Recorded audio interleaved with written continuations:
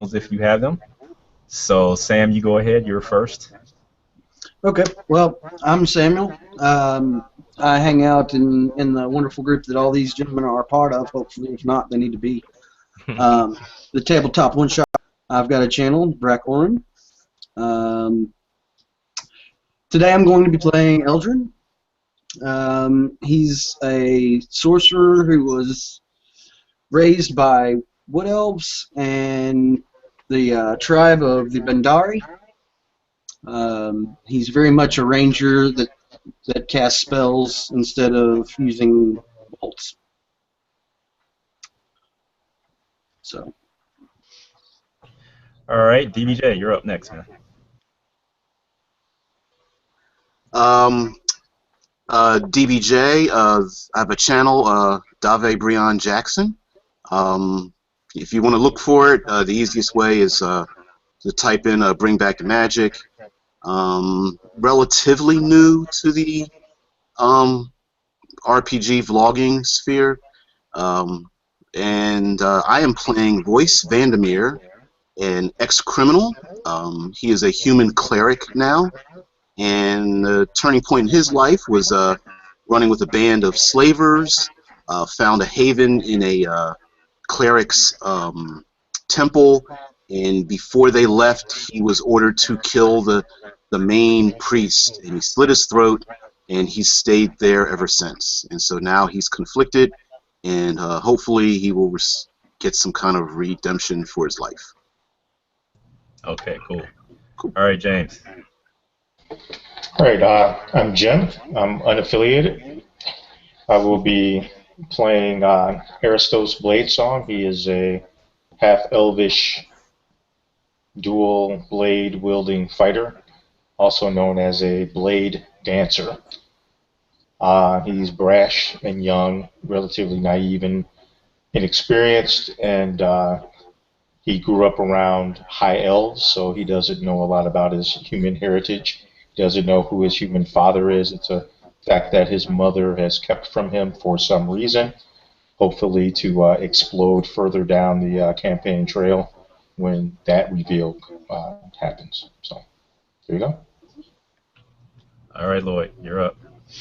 Hello, I'm Lloyd. I run the channel Jarl DM, where I do Viking and historical one-shots, and I'm playing Fang, who is a kung fu fighting monk, extremely cocky, very confident in his abilities, and he likes to show off. Lots of backflips, expect that. Okay, cool. All right, Joseph.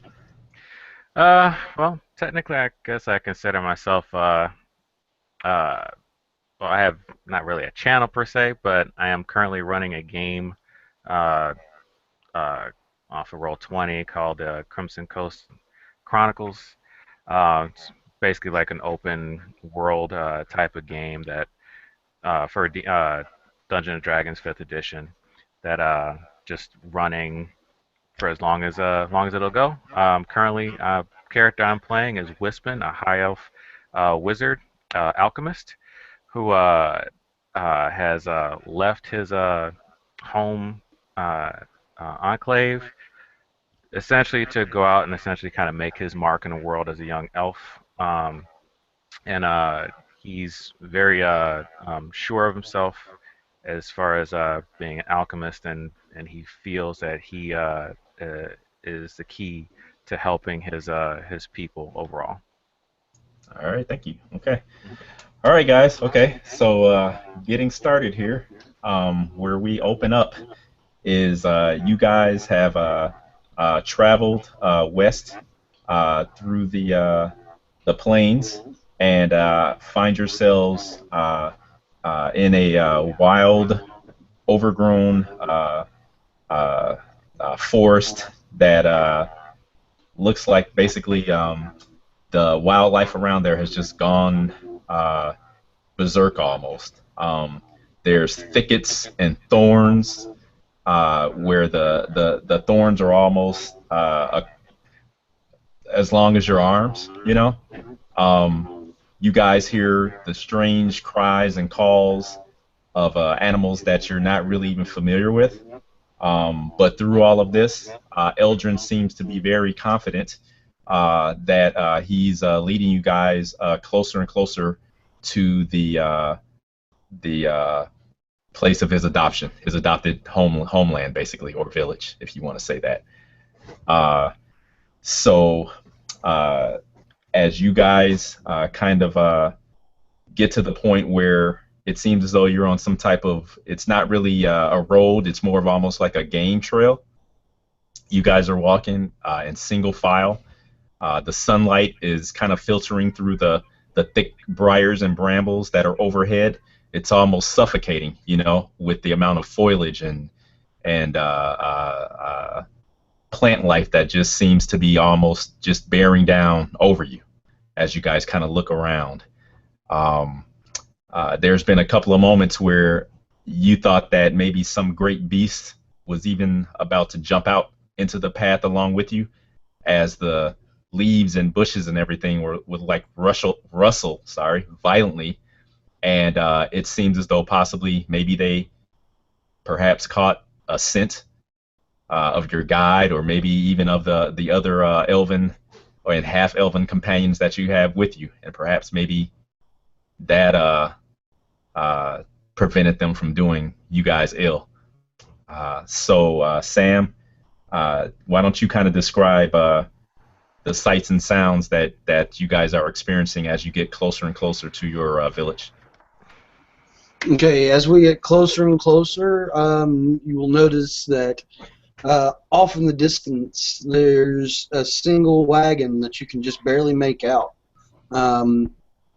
And around this wagon is a fence, though you can't see anything within this fence. The sound of the forest is all around you. It's birds, almost a low growl off in the distance here and there, kind of intermittent. There's also some neighs and other sorts of animal sounds. And as we get even closer still, you can make out a few figures of people just idly walking about around this wagon. Okay. All right. As you guys get within, we'll say, calling distance of this wagon, figures begin to kind of appear out of the growth around you, and you see that the party is quickly surrounded by, well, and surrounded is kind of putting it lightly. There's only like about 4 of them, but you guys see right away that they look extremely feral. They have really long, pointed ears, and their faces, if not most of their bodies, are covered in some type of ritual tattooing of some sort, it seems like, or it may just be body painting. They wear like really supple-looking leather armor that seems to be accented with it seems like oversized leaves of some sort. Their weapons, as they kind of threaten you with them, appear to be, instead of carved, seem to be grown to that purpose. Everything looks very organic. Okay. Their eyes are very sparkling but fierce, and they don't really make much of any kind of sound as they appear and kind of encircle you guys. Eldrin steps forward and slings his crossbow over his shoulder and puts his hands up. We mean you no harm, brethren. I have returned with word of the Seeker's daughter. All right. You see that a female wild elf steps forward, and Eldrin, you know her as Sudril, and she is typically just one of the the guardians of this secluded village. Okay. Okay. The fence. Oh, go ahead. Sorry, one question. Yep. Um, we also still have the others, right? That we brought back from Yes. okay, I just want to make sure that we still got them with us. Okay. Hmm. Okay. So she steps forward and she takes a long look at you, Eldrin, Hmm. and she says, "Who are these strangers that you have brought with you?" These are, well, he looks to Fing. He says, well, that one's the bear. And he looks to Royce and he says, well, that one, he's the wise owl. And then we have the cat, and he looks to Aristos. Then we have the graceful eagle, and he looks to Joseph's character Wispin. Okay. She nods actually approvingly. As you name out your companion, she kind of walks and kind of gives each of you a look. Perhaps not eye to eye because she is actually fairly short, but she does fiercely look and make eye contact with each of you. Um, and she seems to hold your gaze a moment longer, Thing. Uh, as you may even note some recognition in her expression, possibly. I'll flash her a bow like this. Okay. Okay. Stamp my foot. Okay. All right. She turns back to Eldrin, and she says head towards the throne area and Okay. present yourselves immediately, and I will ensure that the people that you have brought back are taken care of. Thank you, Seldra. All right. So Eldrin leads you guys past the wagon, and you guys notice that the fence he was talking about is actually like about maybe a 10 foot or high, 10 foot high or so, actually woven, or not woven, but it's basically a thicket barrier is what it is. Where the thickets have just been nurtured, or it may be magically done, but they're grown so densely that anything larger than like a fox or something would really have a hard time getting through there without cutting themselves to shreds. And as you guys walk forward, the actual thickets seem to not constrict but open up almost like I don't really know what to call it. Well, I know what I could call it, but I don't want to call it that. But the thickets kind of part. How about that? Like a Venus flytrap. Like it Well, goes yeah, I fully guess open. so. Yeah, kind of, yeah. And allow you guys to go past. And then you can hear them constrict behind you as they kind of crack and pop, and contort and seal you inside the barrier as you guys walk in. Okay. I'm Once you making a note of that and kind of like looking like, it's interesting how they're able to, uh, so closely, be able to have that kind of connection to nature. So I'm Okay. kind of just making a mental note of that. And Okay. All right.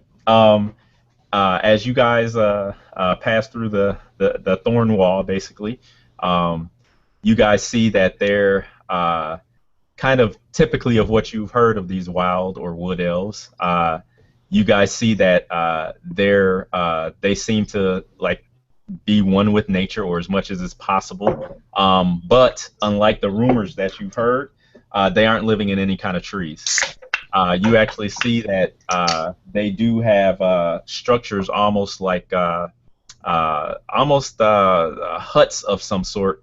But as you get closer, you see that these structures seem to be made out of almost like some kind of large pods or seeds of some sort. Okay, and apparently they've either been hollowed out or they may be naturally hollow. You're not sure.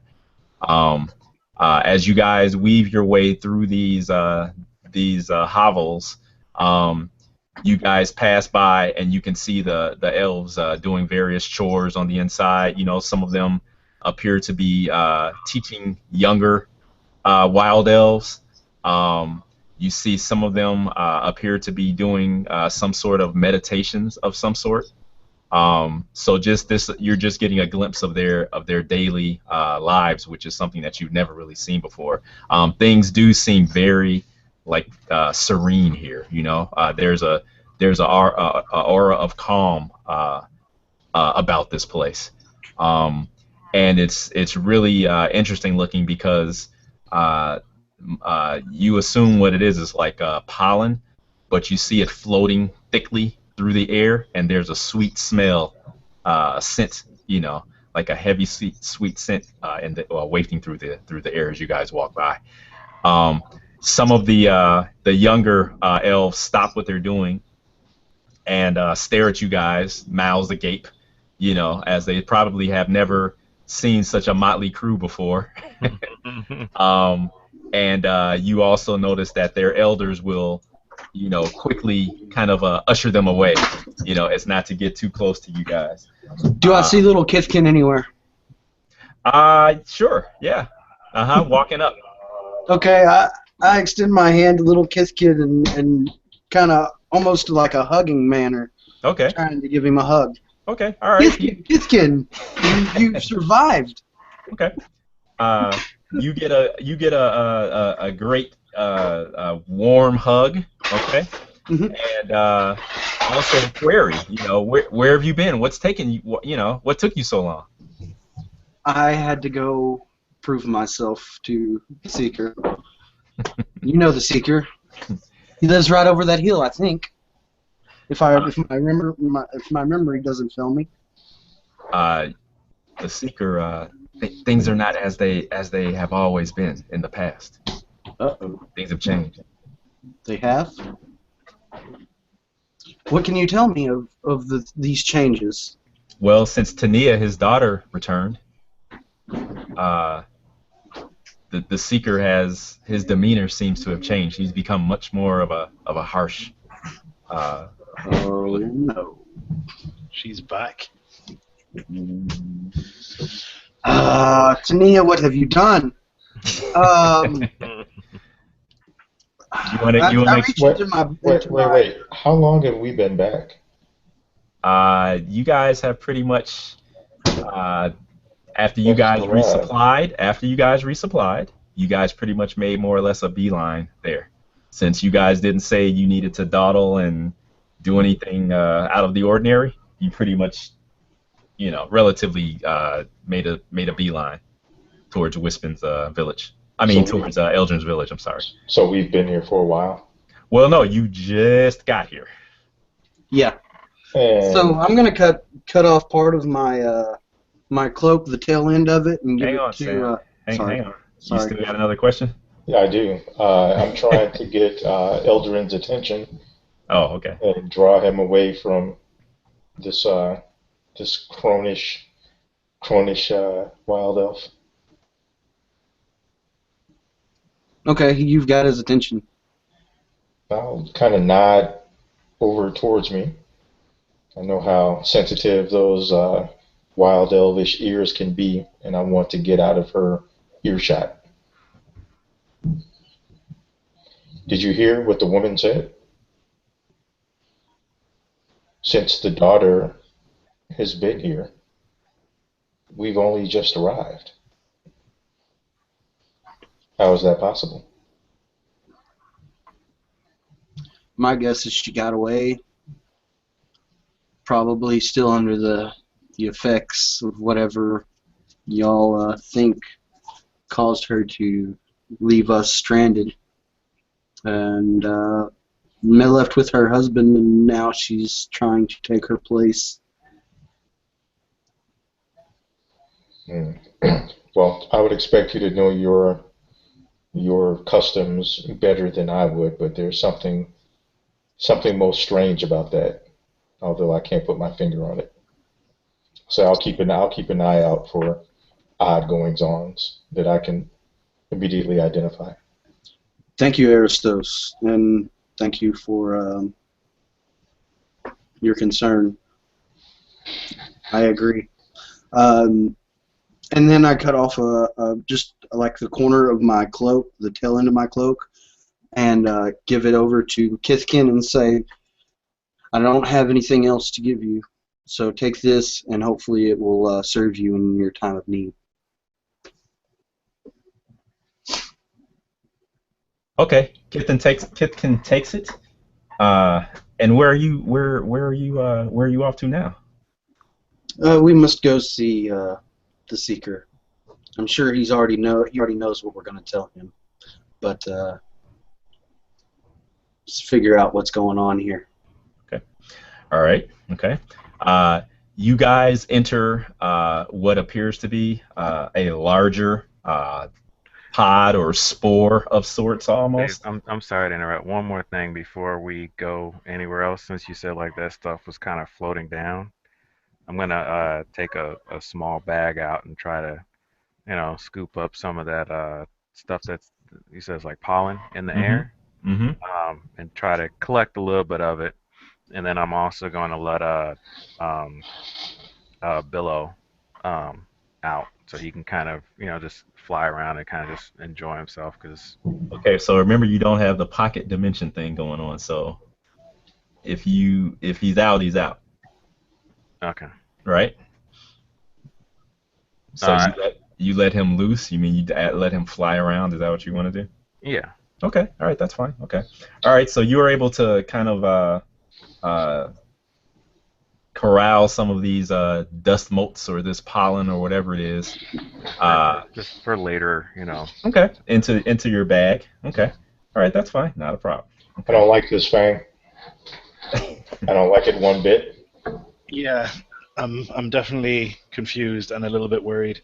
Eldrin is obviously too emotionally invested to see the evil for what it actually is. But I overheard a conversation that he was having with the girl, and it seems that she did what she did of her own free will. Either that, or she was ensorcelled. Royce, can you detect sorcery, vile magics? Um, if, if I could, I would be protecting myself, guy. So um, that's not necessarily my purview. I'm more concerned about the subjects that we brought back, making sure that they reintegrate into their society. Yeah.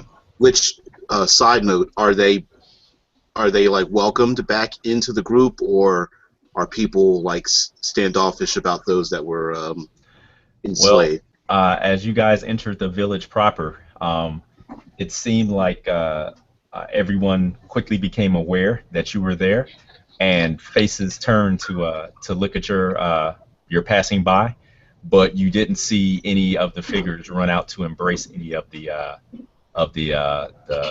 ex-slaves. But it could be because of you guys. You know, they may have been hesitant to approach them because they didn't know what your true motive is. Okay. Royce is going to be pretty much wrapped up with making sure that those that travel with us are still okay. You know, of course, checking their wounds and just making sure they reintegrate. Um, Eldrin's got his own personal things to handle, and I'm not too concerned about it. Yeah, I'll say to Aristos we should keep our eyes open and just be ready in case anything weird happens.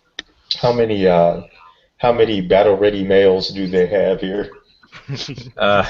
As you guys are still walking towards the hall, we'll call it, you you don't see a lot.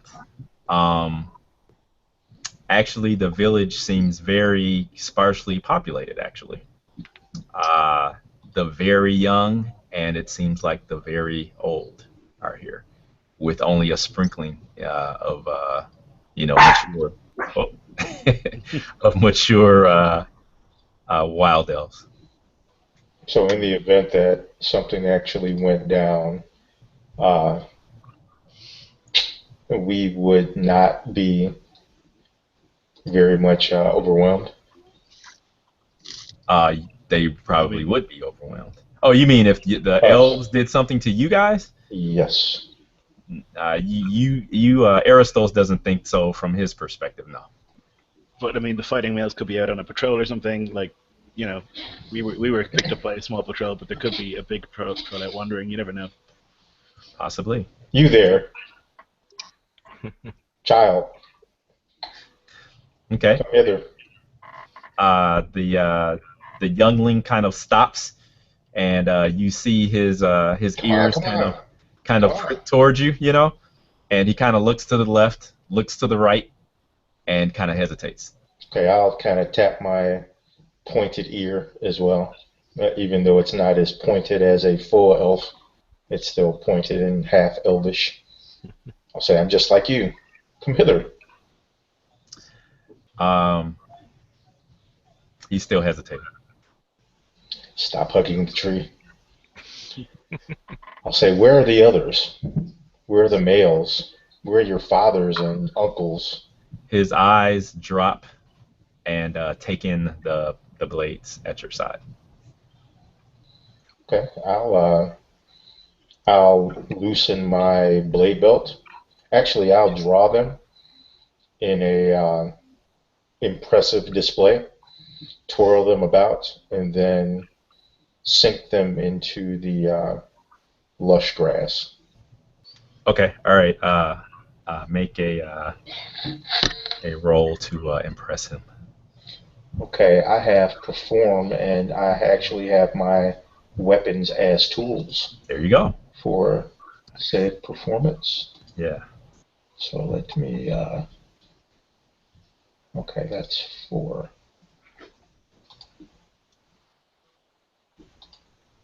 Okay, so that will be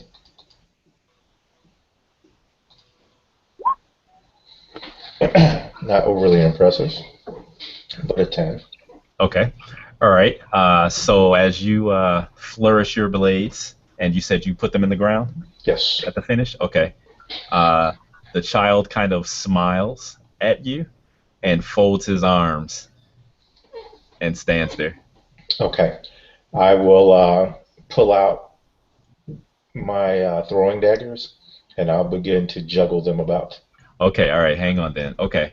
Uh, now we know that Royce is tending to those in need. Uh, Eldrin apparently is still making his way towards the to meet the head guy in charge, so to speak. What's Fang doing?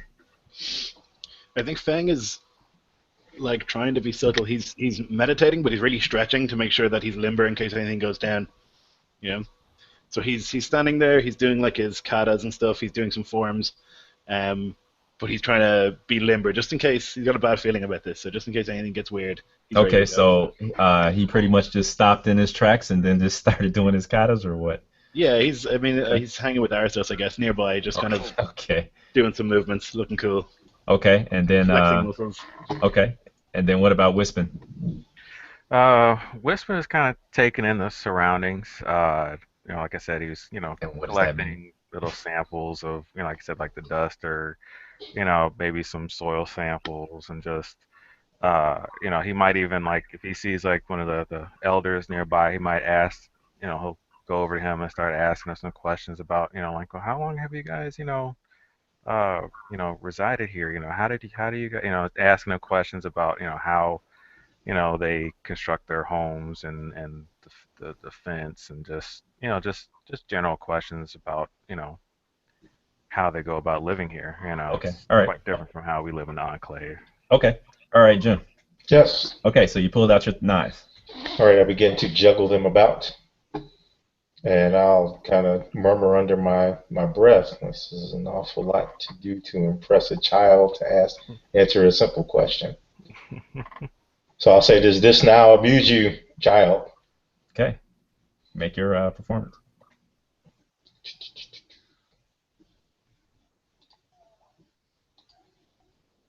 All right. Okay. The elvish lad. You get a laugh out of him, and he actually claps his hands as you perform your darings with your blades. And he actually kind of attempting to be as subtle as a child can, kind of makes his way towards your swords that are in the ground, in the earth. I say it takes a lot of training to wield one of those blades. Okay, he points to one of the blades. I'll toss him a dagger. All right, he grabs it and he oozes it. Now, are the daggers made out of the star metal too? Yes. Oh wow. Okay. All right. He really his eyes light up as it seems like the always sparkling star metal blades seem to have almost an inner glow almost to themselves. You know. Say that's more your speed, more to your station. And you get a ooh and a ah as he kind of turns the blade over and over in his hands. Now tell me, as I bend down and I move in on him, where are your fathers and uncles? Okay, he kind of looks down at the ground, you know, kind of at his feet, and he shakes his head. No. Are they in danger? He gives you the little kid shrug, you know. I'll say, listen, child, my companions and I are powerful adventurers. I'll say we have amongst us one of your own, good Eldrin, as well as a wizard, a priest, and one who has no equal in combat. We can help you. You just need to tell us. As you're talking to the child, you kind of notice that his skin almost has a slight green tinge to it, almost like greenish, like almost a new sapling, you know, and just as kind of supple and smooth as that as well, you know. And you also notice that his hair, which isn't, you know, super long at all, but there are like, you know, sproutings of green leavery and things of that nature. Bang! And he looks up at you, and I'll back away. Why? Why are you backing away? I'll back away. Okay, all right, okay. As I call out for Fang. If he shouts Fang, I'm like backflipping towards him. Like, what's up? I'll point at the child. Do you see an odd coloration? It looks a little green. And the hair. It's almost as though he's more plant than elf. I like get really close and like. Okay, the kid kind of steps back at you because you're towering over him, you know. Yeah. And he actually kind of awkwardly points the dagger at you, and he. I'm like, whoa! I just wanted to see what's going on here, and then as I do that, I like go and like grab the dagger off him. With, all right. A little disarming movement. Because it seems like the dagger teleports in your hand, and you notice that his tongue has been cut out. Oh shit! Oh man, that's grim. Look at that is. So he's reaching back towards the dagger as he looks at Aristos.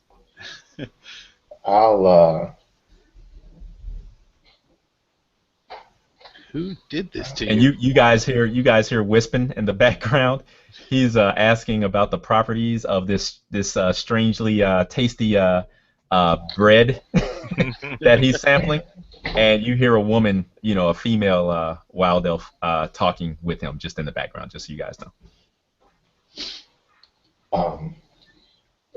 Royce would know what to do. Maybe. I lean to the kid and say, "Who did this to you? Why would they take your tongue away?" He kind of backs off almost shamefully. I'll I'll look at his hair.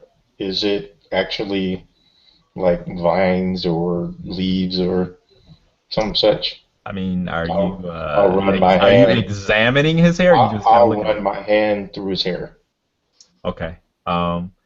Yeah, I mean, the sprouting leaves are they're part of him, but he does have hair. But you Now, know, are the others that we've seen, do they share similar characteristics? Because we brought a number uh, of them.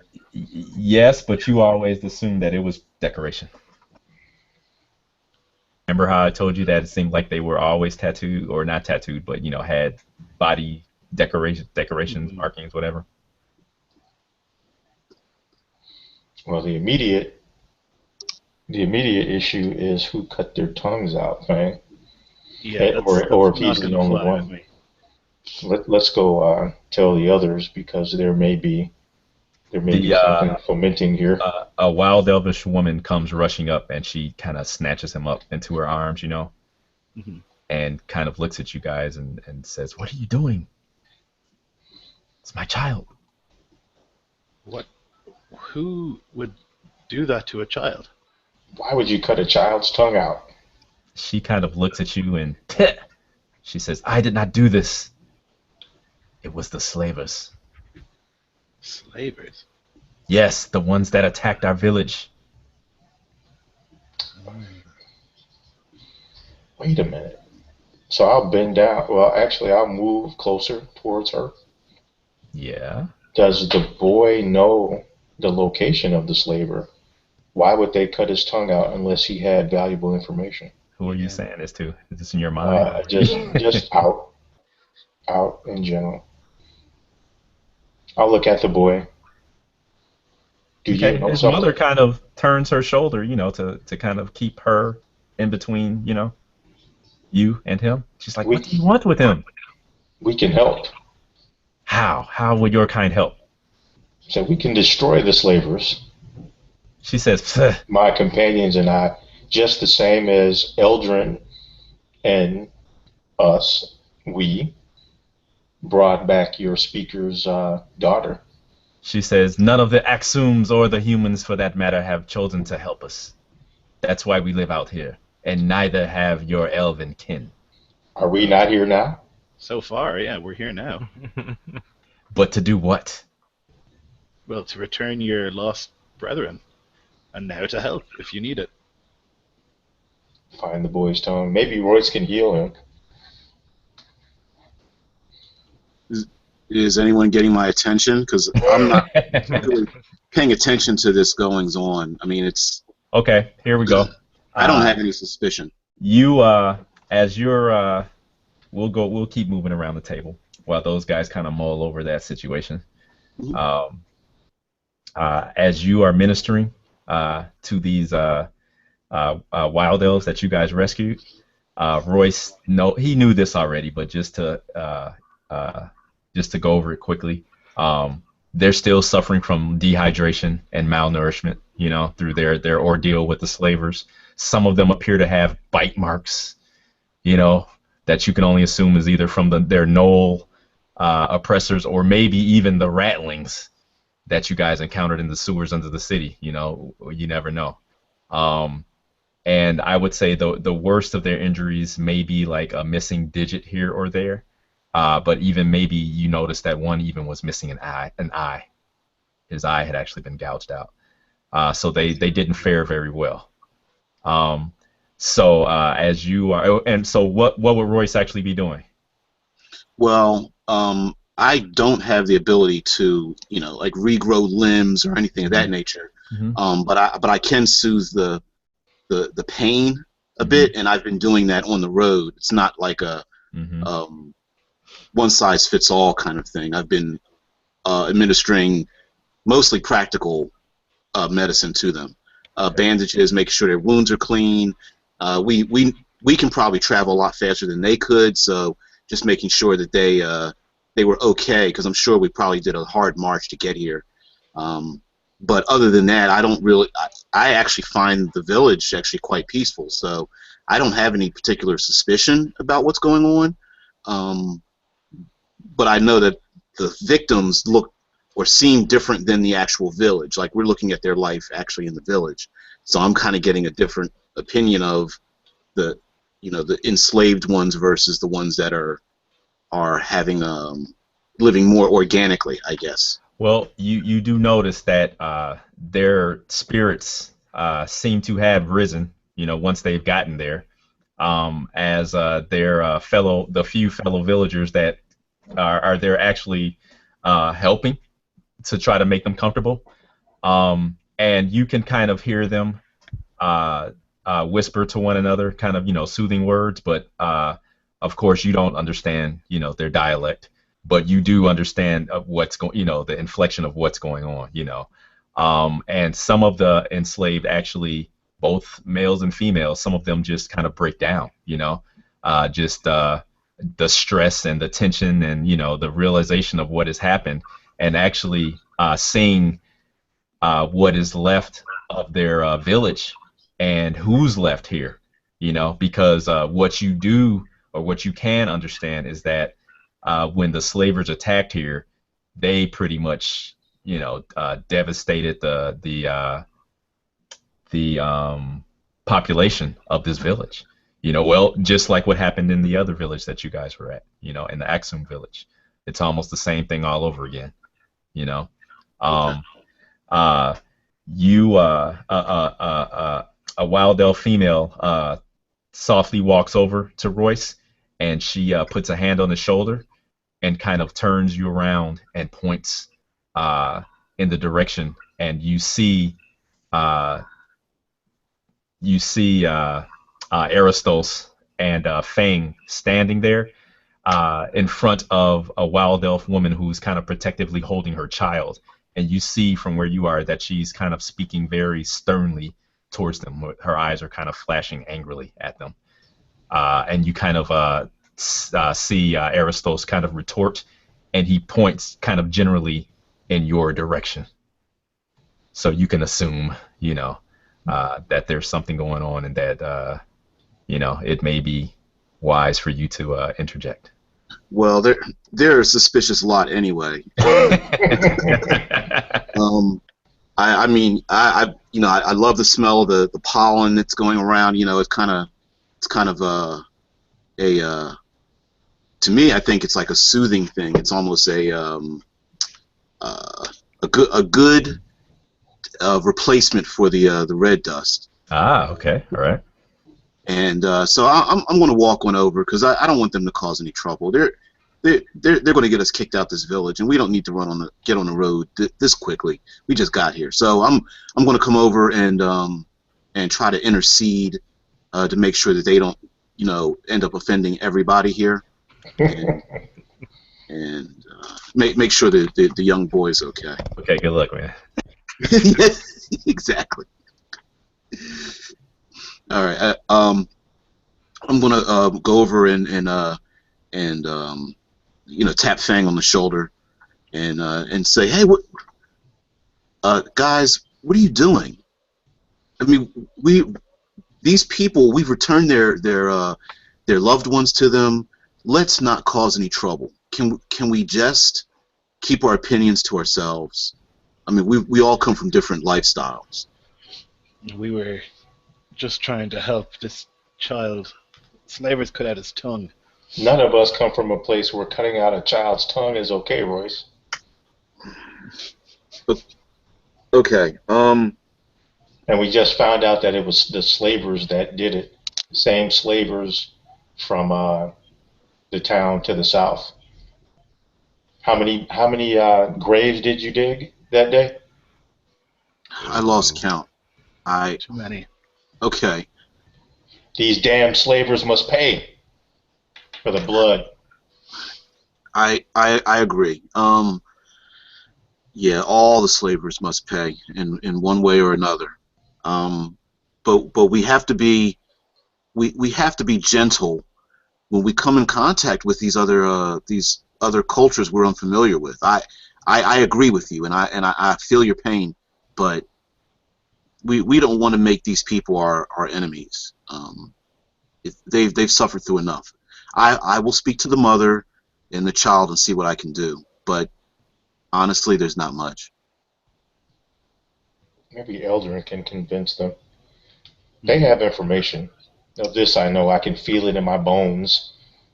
They have information as to where the slavers are. It's obvious that they're afraid. Their numbers are diminished. Look at them. Look around. They're old men, old women, children. There's no one here to defend.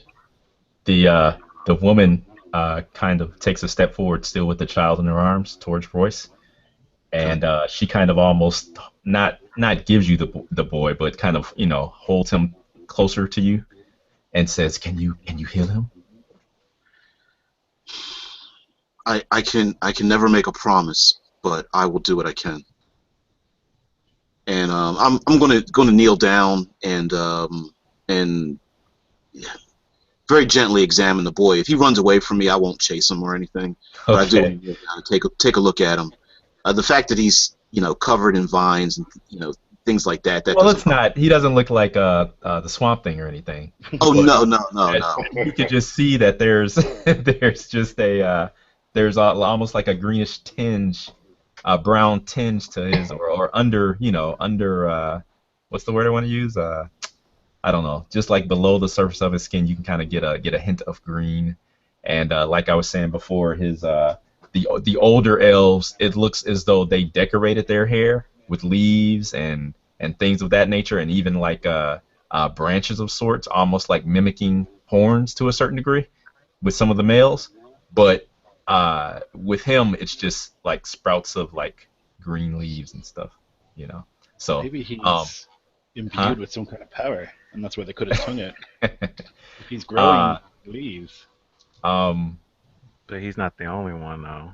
Right. As Royce looks at him, I mean, he appears to be as normal as any elf or wild elf would be to you. But you clearly, by the handiwork that was done to his tongue, it's almost like a trademark to you. You've seen it done before. It's nothing. It's nothing new. It's just a cruel method to mentally, if not physically, subjugate the people that the slavers basically treat as cattle almost, or less than cattle in some instances. Yeah, I was gonna say that I pretty much just close my eyes and just have flashes of when I was running with slavers and the things that I had to do and witnessed. So I understand what Aristos is saying, but it's kind of annoying me now, and I think because I think we're going to end up offending these people, and I trust his judgment, but in this case, I think we need to let it go. I'm saying this out loud. Like, we need to leave them alone. They've been through enough. So what about Eldrin's woman? She's in cahoots, and she may know where the slavers are. Hells, she was married to one, or a person who was in cahoots with them.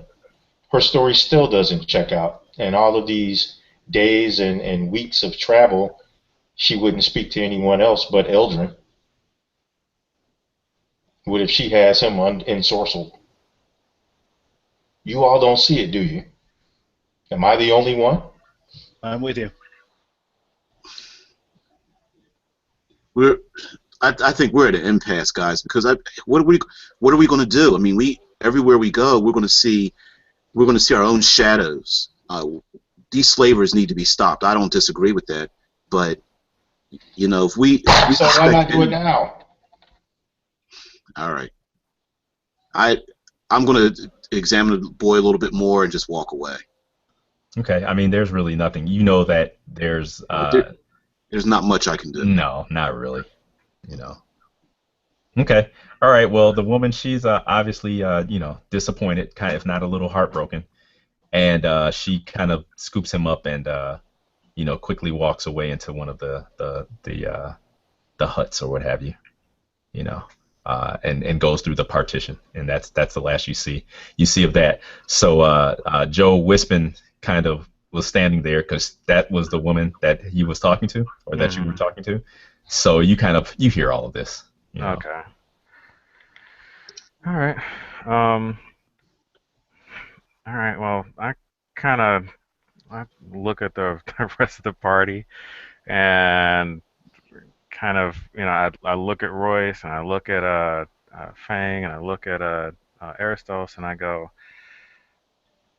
I say, well, I said, I don't mean to be harsh. I said, but our task was to help um, our friend Eldrin. I say that if um, if helping him means helping these people, and I look at Royce, I say regardless whether they feel that it's in their best interest to be left alone, it's obvious that the slavers have no intention of doing so. There's no telling whether or not that they're going to come back and finish the job that they've started.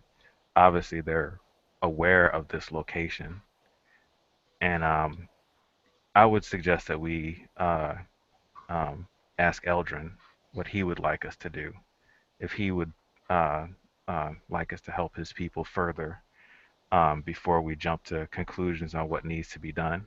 I think that we need to make this decision um, as a group, but primarily this is his people, and I think that we really should discuss it with him before Okay, we proceed further. you guys see I'll call them a fist because there's five of them of wild elves, kind of at a fast jog. They run through the village, heading towards the uh, the main I don't know the main village center of the village, towards the building that Eldrin was heading towards. And at the head of this fist, you guys see this guy.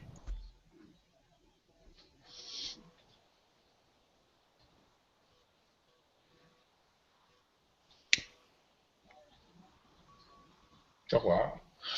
Ooh. Chia. Okay. Okay. All right, okay. That's wild elf. Laugh now. Ain't we laughing out loud. I don't think I'm going to talk any shit to him, though. My distance. Quietly slip into a low stance. So Did he get in where your am I? aggro range? Where am I at? Okay, all right. So let me go to you, Sam. You know, because you've been sitting patiently. So okay. Yep. So here we go. As you approach the main pod, we call it, it kind of almost looks like the segmented, like almost like a beetle's body. You know, there's like smaller pods and then kind of like a larger main pod. You know, and they're kind of aligned right in the row. So you know from past experience that only the elders or specific warriors, you know, or basically people of higher importance, so to speak, are usually the ones that are allowed entrance here. Um, so as you walk forward, two stern-looking female guards kind of cross their spears in front of the door, you know, in an X pattern, barring your entrance. There, can't talk tonight. Your entrance. Sildril had told me to come and speak with the Seeker. Okay. Are y'all going to grant me entrance, or do I need to turn tail and go the other way?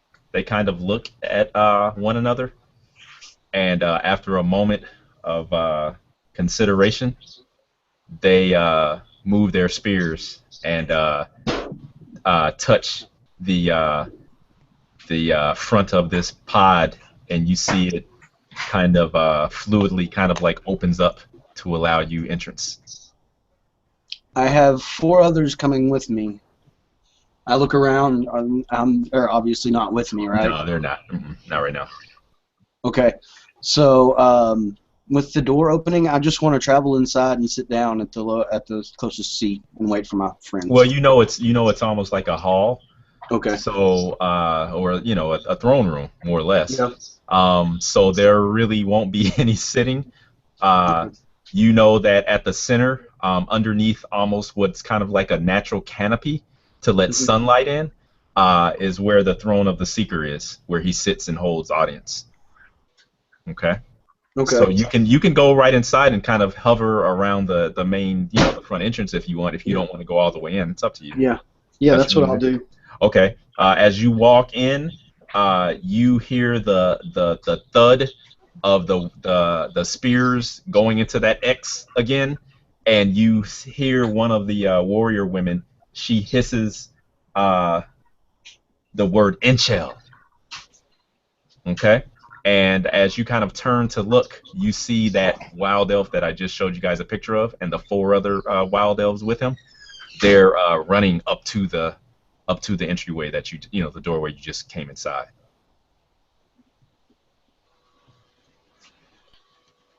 Okay. Okay. Okay. All right. I'm waiting for them. Hopefully, if they. Okay, I understand. Okay. All right. So just for your information, then you see Inchel. He comes to the. He stops in front of the 2 warrior females, and he physically with his arm knocks the spears left to right, and tells them, "Out of my way, females," and walks right in with his entourage in tow. Hey, he's not half bad. Okay. He stops and looks at you as he notices you, and he kind of gives you the once over and says, "Why are you here, demon?" You are one of us. You know as well as I do. I have been brought into the wonderful family of the Bendari. He says you should have been chased from here long ago. Yeah, he And pulls fed- back and his hood and just looks at him like giving him a shit-eating grin. Well, I haven't been. I came back to speak with the Seeker. I get the sense that things aren't as I left them. Okay, he kind of smiles actually, and he says, "How convenient for you to leave during the time that these people needed their brother the most, and now you come back too late." I brought back what I could of our people, brother. Hmm. And he holds his head down in shame at his brother's words. Okay, he shoulders past you with a bump and Yeah. continues into the throne, into the meeting, the throne area. Okay. All right. At that, a few moments later, when Eldrin kind of looks back up, he sees the rest of his party, the 4 amigos, come walking up to the entrance. Hey there, guys. Where have y'all been? So is everything okay in here? Yeah, I'm not 100% sure. I haven't talked with the Seeker yet. I figured I'd wait until y'all were here. I definitely need somebody if things go wrong in here to kind of watch my ass. We're here for you, Eldrin. Go wrong? What could possibly go wrong? I get the sense that things aren't as they seem, thanks to your keen eyes and your keen ears. So is it that guy that just ran 10,000 yards past us Yeah. and into? Is he the source of your angst? No, unfortunately, he is merely one of 5 problems. Well, 6 counting Tania. Spit it out, brother. You know we're here for you. Is there someone that needs to be thumped? Just let me and Fang know. Crack my knuckles. Okay. I don't think any thumping will be necessary unless the king himself, the seeker, is not himself when I approach. And I will certainly let you know with a swift whistle if he's not his normal self. I take it that we would not be allowed into the chamber. You all are so secretive. You can come in with me if you wish. You are part of the group that returned the slaves. I don't see him denying, even if he's not himself, denying you entry. Say, well, it might be good for Royce to come along as well because I just think that he would be a more even-keeled person. I have no patience for tyranny. And I have no patience for stupidity, and that's what I seem to see all about here in dealing with these slavers. You know, your people have been decimated by the slavers, and no one will speak of it. It's almost as if they're burying their heads in the grass, hoping that the problem goes away. Yes, that's what I intend to find out when we speak with the Seeker himself. Taneo probably won't be far away from him, seeing as things. But Eldrin, can you trust the Seeker with his daughter having done what she's done? I mean, she's poisonous, and let us find that out from the Seeker's mouth himself. I will know. Okay. Trust me, brother. Okay. Okay, so what's Eldrin going to do then? I'm going to lead these guys up to the throne, into the throne chamber itself, the main area. Okay. All right. You guys quickly find yourselves in a large open space. Like I said before, there's like a natural skylight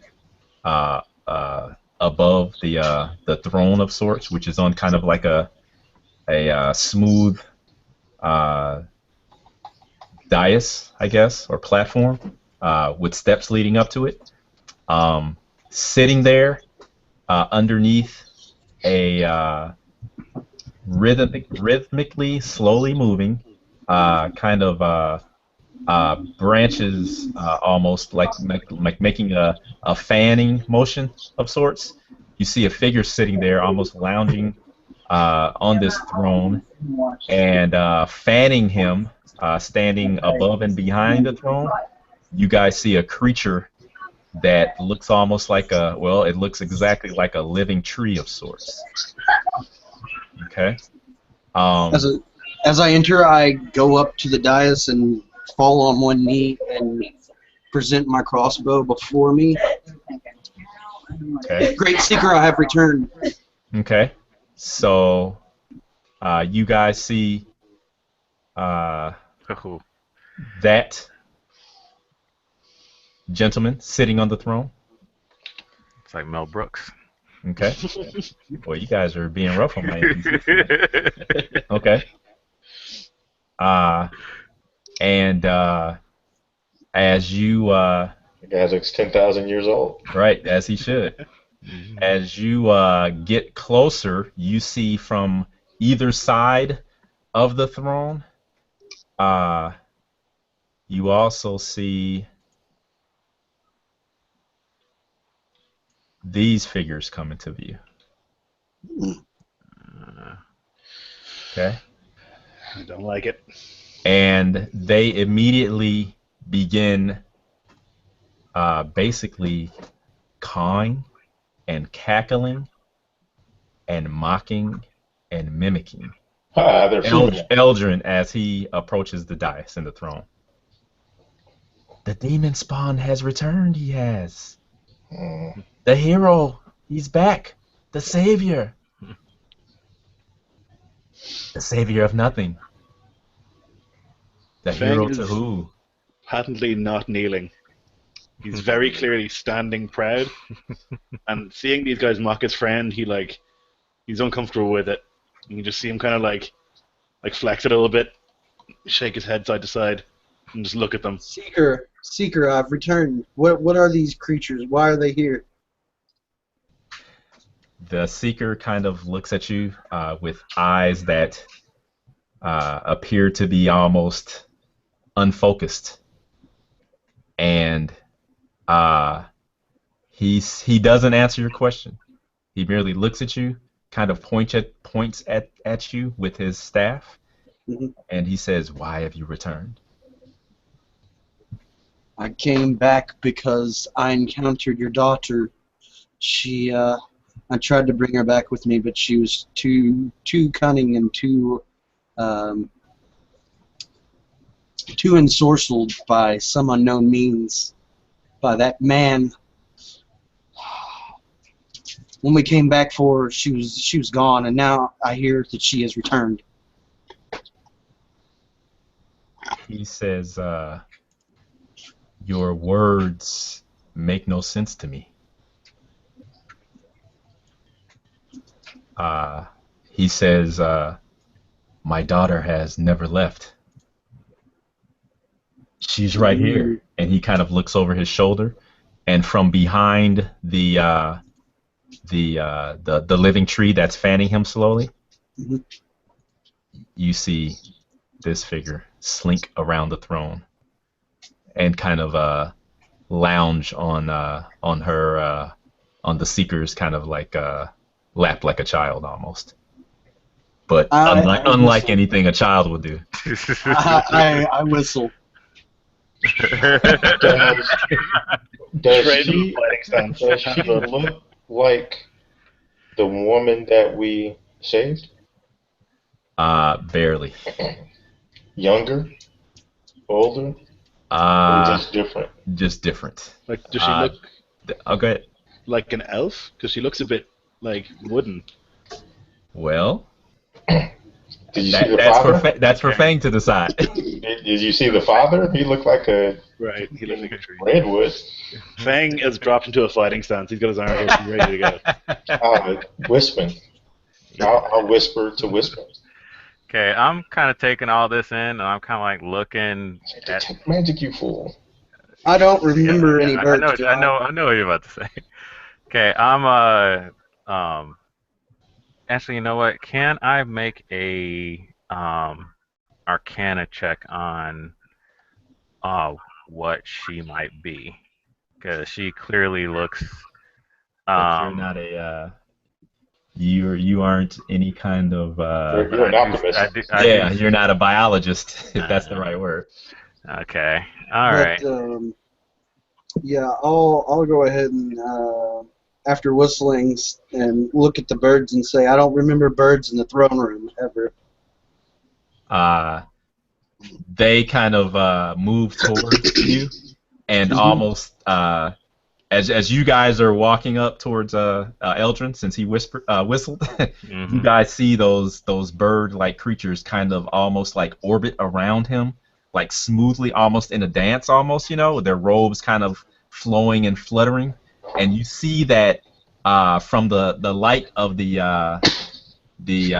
skylight above, you guys see the motes of dust or pollen or whatever they are. They're kind of floating around in here as well, and you guys see that glittering in the beaks and in the hands of these creatures are different, just like sparkly things. You don't know what they are, but they're very sparkly. They catch the light and they glitter and shine and bling, and so they orbit around Eldrin, and they say, the Seeker is the one to ask the questions here. Demon, not you. We are guests here. You are the stranger here.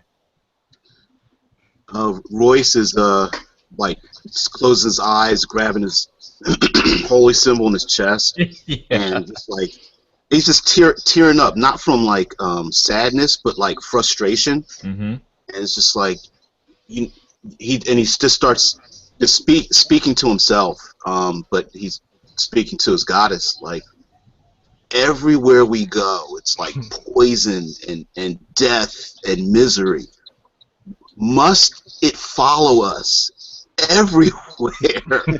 So please, and just grant us the wisdom to get through this, And the and just give us serenity. one day of peace. And he's basic, and I'm looking at Aristos I didn't do and anything. and Winston, like, please let them make the right decision, please, I'll say, because damn it, show him some respect. and Call my friend a and demon again, and we'll see yeah, what happens. and I'm going to No. essentially I'm going to bless them and hopefully they make the right decisions in Okay. this situation, and maybe the goddess will guide them. But I'm frustrated about this, so I'm not. I'm just like, oh man, Okay. not another evil. Yeah. Okay. That makes sense. Okay. All right. So Sam, what are you up to? What are you doing? What's up? That was just wisdom What are you trying to do? that was a history and What? insight No, check. no. What are you trying to do before all the rolls? I'm trying to remember if these guys were here before. Okay, I could have told you that. No, they were not here before. You didn't need to roll. No, Okay. you know definitely they were not here before. You've heard of bird people, kind of, but you've never seen any. But you don't know anything other than maybe just a vague kind of description of possibly a tribe Mhm. of flightless bird creatures There were people, that not were actually from birds. the east, northeast. Okay. But as far as you know, they live near a swamp. You thought. So what have you done to the seeker? It's quite obvious he's not himself. What have you done? What have you done? What have you done? I've had enough of this. I'll say, you'll not mock my battle brother anymore. And I'll put my hands on my blades. I won't draw them, Okay. but I'll put my hands on the blades. Okay. I'll say, it's obvious that you have this old man ensorcelled somehow. At that, you hear what sounds like the creak of tendons almost, and you see that Inchel and his fist of warriors have their bows knocked. Inchel, what are you doing? Are you aligned with these foul warmongers? I think I can parry arrows. Int- Throw the back, I can't wait. You Mute wanna take that yourself. chance? Inchel turns to you and he says, "You're the warmonger here. You and your Axum allies." He doesn't know what else to call you guys. Well, if that was true, then we would have killed you all on our way in. We wouldn't have brought more of your brethren home safely. He says, "Even one who's the spawn of a demon like you knows better than to spill wild elf blood in our own sanctuary."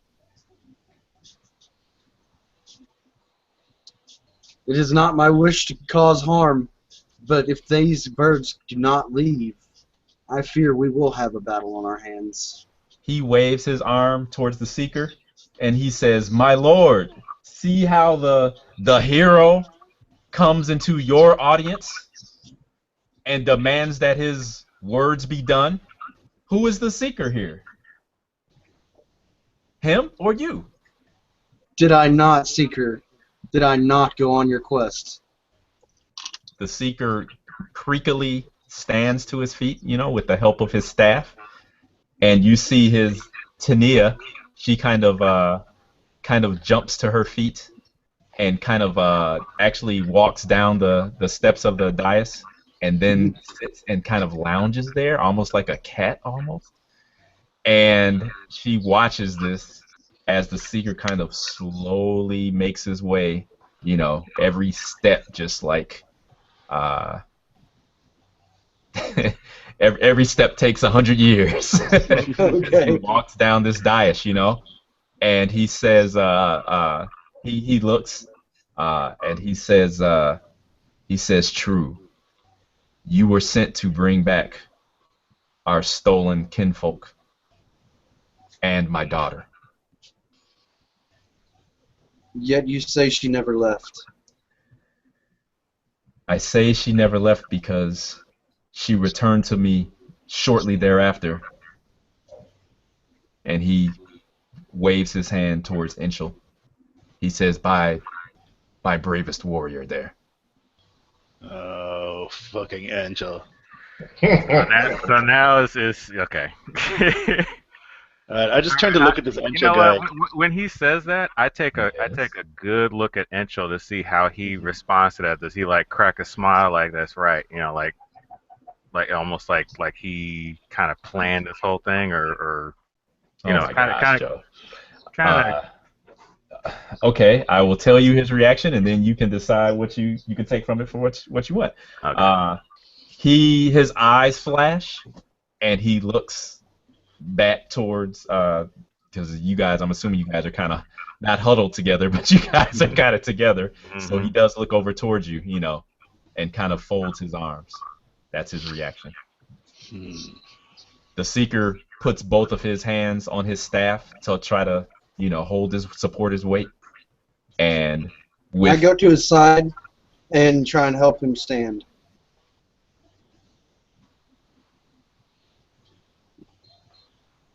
You should not be standing, sir. You're You muted, want me Dave. to? You're muted, Div. Yeah, sorry. Okay, I'm sorry. Um, As was it- soon as Eldrin moves to help him, the seeker, you see that Tania leaps forward and produces a short blade from somewhere. Because all she's really wearing are these almost like gossamer like robes, or a gossamer like I don't know, slip, or it's not Dress. really a robe. It's not really well, okay, we'll say dress of sorts, yeah. So explain this from somewhere. So Hold on. And she points it, she puts it in between you and the seeker, Eldrin.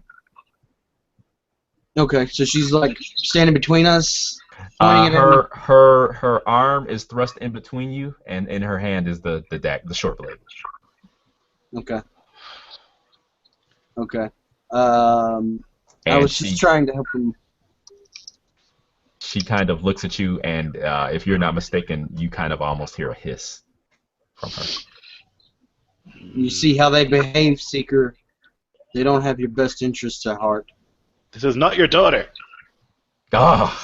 Some weird creature. What? Exactly. The seeker takes a step backwards, almost as if he was going to fall.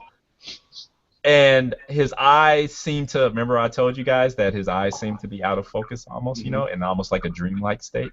Yep. He actually turns to Fang, and his eyes narrow in anger, and he says, "What do you speak of?"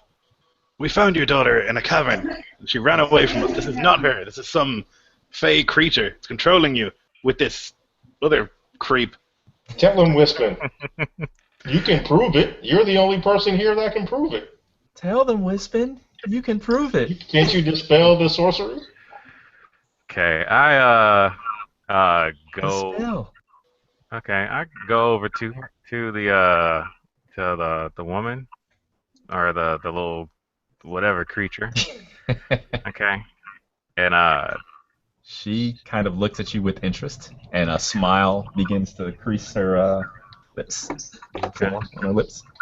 all right, and I say I can, and I will, and I start casting detect magic on. That's not what I said. That's what he's doing, though. So what are you doing? You're casting detect magic on what? Casting detect magic, so I can detect any magic in like a immediate area, like Okay. 30 feet Uh, around me. So how long does that take to cast? A turn? I can. I'll spend just take an action. I mean, if I did it ritually, it would take 10 minutes, but I'm just casting it right now. I'm not gonna sit here and pull my book out and be like, I can. No, I'm not gonna give him that much time. I'm just gonna cast it. Okay. She screams almost as if she was in pain, and uh, dives behind the throne, okay, and kind of peeks over the top of it. Um, as you guys hear and see uh, Wispin form the arcane words and do his gestures and everything, you guys see and hear the sounds of the Wild Elf Fist Warriors drawing their bows, preparing to fire. So what is everybody gonna do? Tiger stance. Turn towards those guys. Okay. I'm grabbing my bow up off the floor, my crossbow up off the floor, Hmm. and I'm turning to one of the birds and aiming it at the one that looks bigger and badder than the rest of them. They're okay, but just so you know, you saw the picture. None of them really look like warrior birds. Okay. They're kind of dressed like almost like some type of not mystics, but seers almost is what they remind you of. Okay, so okay, if you want to shoot a defenseless, helpless seer, that's fine. Okay, DBJ. Royce is in general between Fang, Aristos, and Wispin, and he's concentrating on essentially the bless. Okay. He's hoping that if this turns to combat, that this ends quickly, and if it doesn't turn to combat, that we leave here and everything is peaceful. So Oh boy. I'm not predicting it, but I'm hoping that it works out. Okay, all right. And it seems like it's going to be much more bloodshed. So yeah. So just know that even though you are concentrating, that doesn't stop you from doing other general actions. And if you want to. Okay. I thought that took up an action, like your concentration was your action. Well, it will, but you can still do other things while you are keeping that. You just can't spell. cast other concentration spells. Right, you can't concentrate on anything on the other spell, is what I guess it is, basically. Right. Yeah, okay. As long as you know. Yeah. Okay. Okay, that's fine. Jim. My blades are out, and I'm moving alongside the Fang towards the Fist of Warriors, Oh boy. hoping that Hoping that what? hoping that Royce is able to say something that will prevent. Hey, I don't think me and Fang need much encouragement to move the crowd, so to speak. But we don't want to do this. I don't want to do this because I don't want to screw Eldrin. So I'm hoping that Royce, in his infinite wisdom, can stop. Well, you're not. Aristos isn't the wisest of all anyway. So okay. I see Fang going, and I'm going right along with him. Okay. All right. Okay. All right. So. All right. Okay. Well, here's what happens then.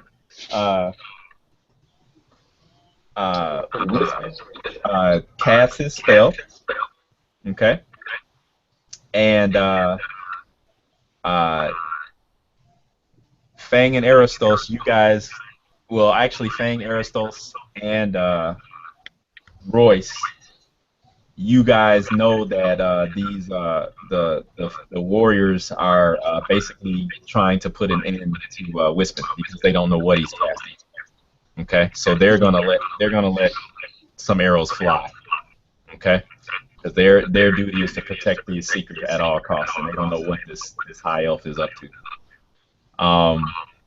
And Eldrin, the bird seers, they cower back as you point your crossbow towards them, and basically put their arms up to shield themselves. They aren't doing anything aggressive towards you at all. Okay. Wise birds, wise birds. Okay. All right. So let's just say that Jim, either you or Lloyd can roll a 20-sided. Go ahead, Lloyd. Okie doke. Nice. Okay.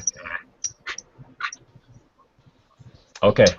All right. So you guys can act first. So what you see is there was Inchel and 4 warriors. Okay. Three of the four had bows at ready. Okay. One has a. It looks like a. You'll remember this. We were talking about this, Lloyd. One of them has like a slightly curved. It almost looks like a boomerang, except it's not as curved as a boomerang. Okay. Mhm. So we'll call it a throwing stick. Okay. Uh, and the bows, almost as in slow motion, you guys can see and hear the bow strings, but they don't really look like strings. They look like tendons of some sort as they're being pulled back, and they're eyeing Wispin. So go ahead. What are you guys gonna do? Who acts first? I'm gonna let Royce No, no, go. no. If Wait. that's I'm asking because you're over there with the bird people, and you kind of got them covered. So you're good. Yeah. Yeah, Okay. you got them covered. So this is kind of just that. Joe, you're casting. Right. So yeah, you're good. I know what Royce is doing. He's probably grabbing his holy symbol again. uh, so yeah, this is between Jim and Lloyd, so or Aristos and Fang. So who goes first between you two guys? Sorry. You go ahead because you can probably take a bunch of them out. Oh, I can go ahead. No, no, Oh. not you. Fang, Okay. Fang, flurry foot. Yeah. I'll rush forward and just, I guess, lay the smack down as best I can. Um, let's see. What's the best thing to do here? Okay, right. So they're standing, I guess, in a little five. Are they? They're standing together. Actually, Inchel is kind of in front to the side, but the other three are kind of or I'm sorry, the other four are kind of bunched up. Yes, And close enough. okay, well, I guess I wanna mess with Angel. He seems like a bad guy, so Okay. I'm gonna run forward and try and crack him in the knee with my staff. Okay. Let's see. Get my character sheet. Okay. Okay, so I'm gonna swing the staff first of all. Nice. Okay. I'm guessing Oh that yeah. hits. Oh yeah. That hits big time. Okay. Wow, nice. Ooh. And then I'm going to do my flurry of blows on him as Okay. well for two Okay. bonus. Okay. 15 and 19. Ooh, damn, Fang. Nice All work. right. 19. Yeah. Good. Okay, so, wow, nice. And then he has to make a save or get knocked on his ass. Okay. What's my Let me Flavor see die. here. Con Just one save. sec. no? What's target number? Oh, I got that written down. It's like 8 plus proficiency plus my wisdom modifier, which So is proficiency is 3 2. now or still 2? 2. Two, So two, okay. 10 plus 3, so 13. Wow. Okay. All right. So he goes sailing back. Okay. Yep. And actually slides on the floor. Okay. Back into the clutch of the bird seers, and they all kind of go tumbling in a big ball of unhappiness. So I'll Okay. drop into like a really impressive low stance and just say, "No more. Don't make me hurt you." Okay. Aristos? I will. So there are 4 more, but how many actually had their bows at the ready? Three, and one had a throwing stick.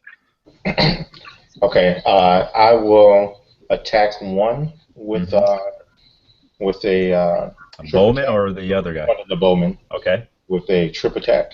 Okay. I'm sorry, just as a reminder, Mhm. um, Got the bless. you, Oh, you yeah, get yeah. an extra D4 on an attack roll Okay. as Okay. a go. I forgot. Sorry about that, Phil. No, it's me too. I got caught up in the moment. I got immersed.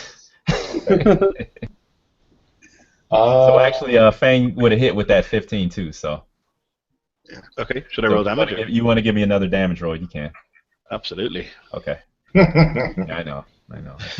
Shouldn't have even asked. So, oh no, it's attack oh, roll. Sorry. Just damage, not. Oh no, no, no. can I have So that roll? another Oh, 6. wow. Okay. All Wow, right. Fang. Okay. He's been training since that encounter with the rat. You see. Never again. Okay. All right. Okay, Jim. So your trip All right, attack? so I swing 23. That hits. He needs to, well, he's going to take damage How are you tripping him? with my maneuver. Okay. I mean, but what does it look like? What Oh, I'm happens? sorry. I swing at his leg, at his foot, and actually in a wide kind of sweeping slash uh, upend him since he's small. Mm-hmm. So when I hit a creature with a weapon attack, I expend one superiority and attempt to knock the target down. I add the superiority die to the damage, and he needs to make a save against a 13. Dex. He needs to Strength. make either uh, a strength save. Yeah, strength. That's not fair. Okay. And that's what it says. Go against somebody strong. It's quite fair. You gonna roll the damage? Oh, I was waiting to see if. Okay, yeah, sure. Yeah, because he takes the damage. Okay, so.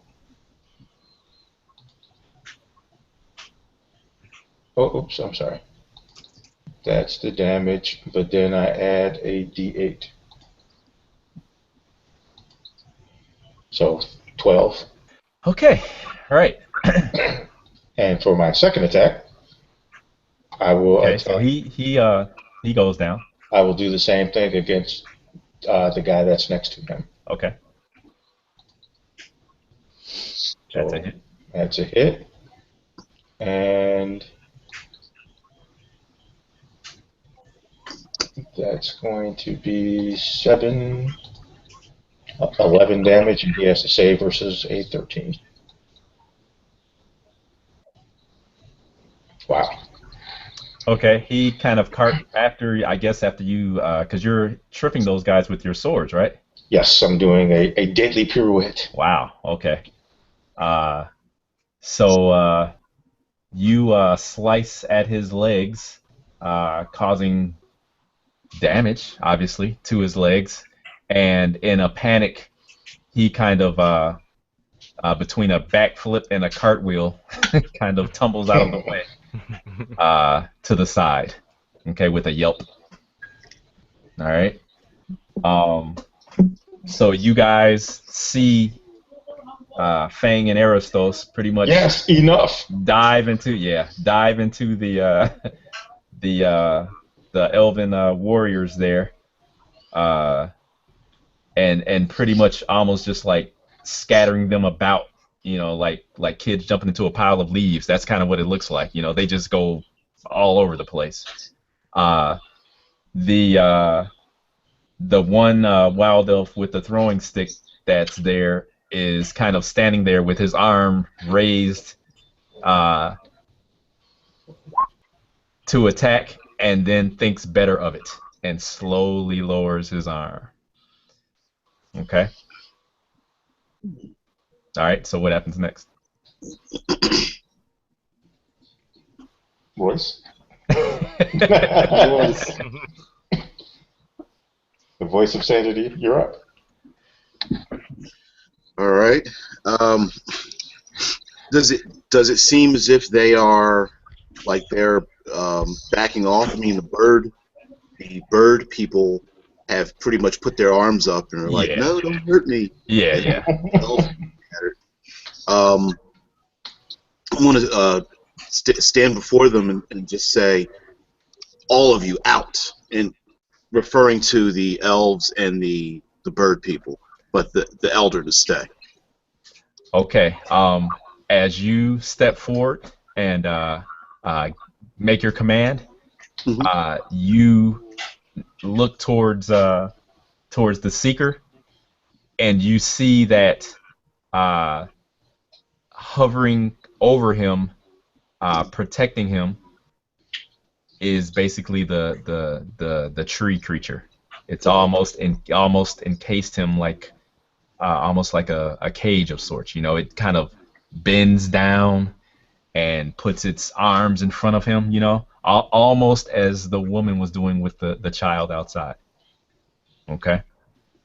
Uh, the birdmen, the bird creatures, the seers, they need no other instructions. They squawk and caw and flutter and leave out, tripping over the hems of their robes in their haste. And you see that as they exit the hall, you see a handful of wild elf warrior women standing there watching this, pretty much their eyes bugged out in horror as this event was unfolding here. The Enchel's warriors, the ones that can rise, pretty much help the ones that can't, and they kind of slink away like wounded tigers. And you can see that in their eyes there is vengeance. Is Angel going? And here's next. Here we go. Oh God. Enchil himself, once he detached himself from the seers, he looked as though he was prepared to jump back into battle, but the seeker kind of waves him back. I give him one of these, like a Bruce Lee style. You're making a lot of Say good luck, first warrior. right, and he glares and exits without a word. So you guys remain, but the seeker is there, his guardian is still there, and Tania is still there. Mm-hmm. Okay, Joe. All right. This spell is active. So what is he doing? All right. I look at her intently. Okay. And as my detect magic, I'm looking at her, and if she radiates magic, it will actually be a visible aura about her, in a myriad of colors based upon what school of magic that she is either currently using or is primarily. Okay. Now I gotta look at all the magic schools. You know I hate It's that. enchantment. That's all. It's a charm I mean, spell. you can just make up a color. I'm not really all that. Okay. It doesn't really specify a color. And that's good because remember I was telling you that she was kind of hiding, crouching behind the throne. It can still see through objects. Hold too. on, let me give me a chance I'm just to saying. describe what you Okay. Go ahead. Thank you. You can barely see her because of the magic that is radiating off of the throne itself. It's almost like you're looking, trying to see past the sun, if that makes sense.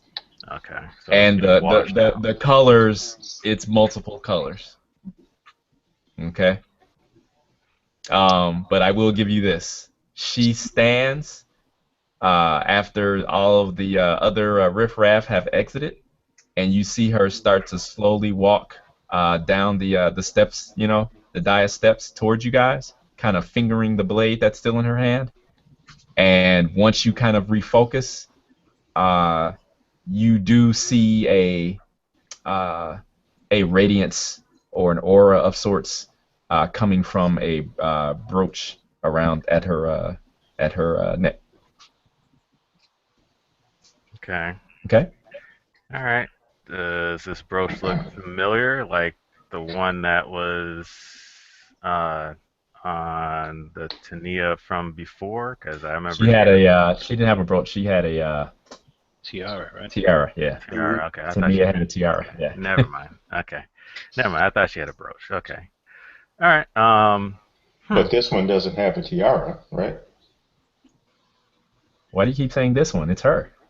Well, she doesn't have a tiara. She lets her tiara. She didn't quite look like this either. we we did Yeah. see her, right? The stresses of travel do that to people, you know.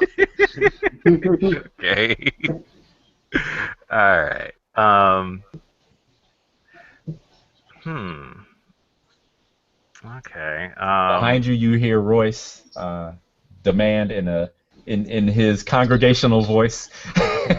You hear him demand that everyone Leave, leave, leave, right, leave, right, leave. okay, and Everything starts to shake. the seeker's staff thumps and echoes throughout this chamber as it hits the floor. And he looks at Royce and he says, "You have your leave to speak your mind before I make my final decision." Well, we've been on the road for many days, seen many evils, and Eldrin is a young man, maybe not by birth one of you, but uh, raised here, and we have no recourse but to make sure that everywhere we go, that the touch of evil is gone, and we want to know what is going on here. Explain yourselves. I'm overstepping my bounds. I don't know your culture, but this is not the place he's left. This is not the place that he has talked to on many occasions about, and we want to know what is going on. Who is Okay. it? Are you in charge, or is there someone above you? Because if there is, we can help.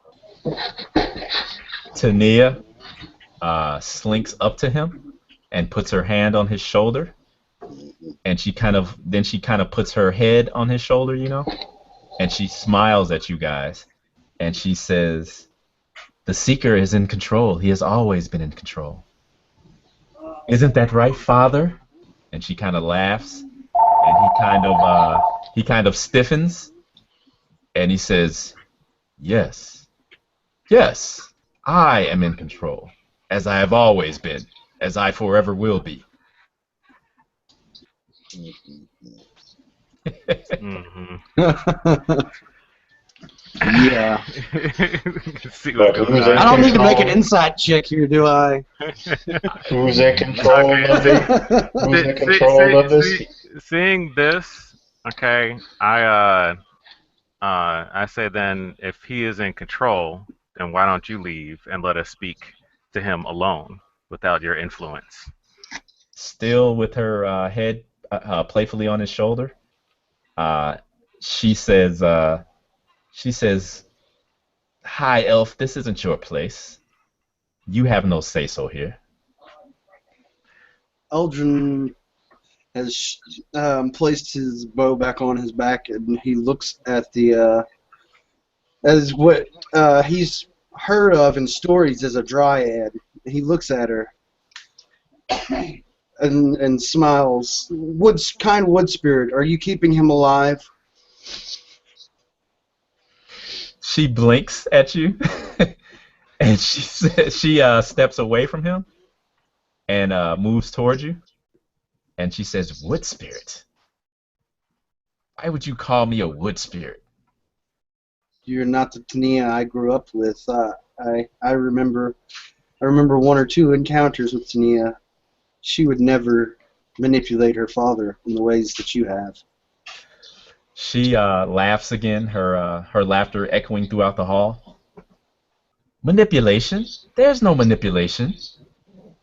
She says, "I'm merely here for moral support." And she laughs. And then she kind of walks back towards the seeker, and his guardian kind of adjusts a little bit, and you hear the you can kind of like hear his weight kind of move, you know, and he creaks, you know, and he kind of moves, adjusts one lumbering arm, and she kind of is allowed to walk back, you know, into its protective grasp, kind of next to the seeker. And she says, "Now what? Now you know." She says, "Now stop wasting the seeker's time, and tell him what you really want." Hey, David. Yes. I am a historian of things Elvish. Yes. Do I recall in any of my historical uh, tales of any type of deceiver or some type of I don't know, changeling, elfish, something like that. That it seems that she may. I don't know. I'm really reaching What are you here. asking? I'm asking if I've heard of any any Well, species that are like deceivers uh, for elves. well, there are many uh, deceiver spirits of the woods. So yeah, you have heard of all kinds. Possibly even what Eldrin was talking about or referring to. Okay. So I mean, off the top of your head, yes, No, you yeah, know. I mean, yeah. I mean, what do are what I was No, gonna no, ask no, you no, was no, no. huh? I can't make it any more concise without Right, being kind of phony. right. So I'll just say that I know nothing but nothing. A number of if this were true, a number of things could be at the source of it. But I mean, I would imagine that Wispin would know. You know. Wispin is staring intently at her right now. Okay, so he's got the stank eye on her, right? Yeah, Okay. he's concentrating on her. Eldrin, Yes, It's up to the eggheads. yes. I was gonna say whatever she is, Eldrin needs to either like snatch her by her hair or Royce. Well, Yeah, Royce. Yeah, I mean, I've been waiting to kick her in the head, but I just all feel right. like it's to me. it's not The, up to us. the That's up seeker, to them. the Right. seeker turns to Eldrin. Speaking of which, and he says, "Since you claim this as your home, he says, what say you? You've had these outsiders speaking for you all this time. well, she Speak from asked your to heart." know. She asked to know why we have come here. The true reason we have come. We have come to bring back your daughter, bring back word of your daughter, and explain that their true situation. That this woman is not what she claims to be. What I really want from you is to be be allowed my passing into manhood. Um, she, uh, as you're saying this, Hmm. she whisper, well, not even whisper, but she talks in the ear of the seeker, Hmm. and she says, "My liege," she says, "obviously the demon and his elven and half elven bastard spies friends are here." Yeah, at that, Eldrin's aiming his crossbow at her, and I say Elgin, and I put my hand up, and Who is? Wait. Oh, okay. Go ahead, Joe. I'm sorry. Go ahead. I put my hand up to Elgin. I said there is no need for violence here in your home. Okay, and I uh, uh, look at the seeker, and I say our apologies for um, for disturbing uh, your tranquil home. Okay, hang on, Okay. Joe. What are you?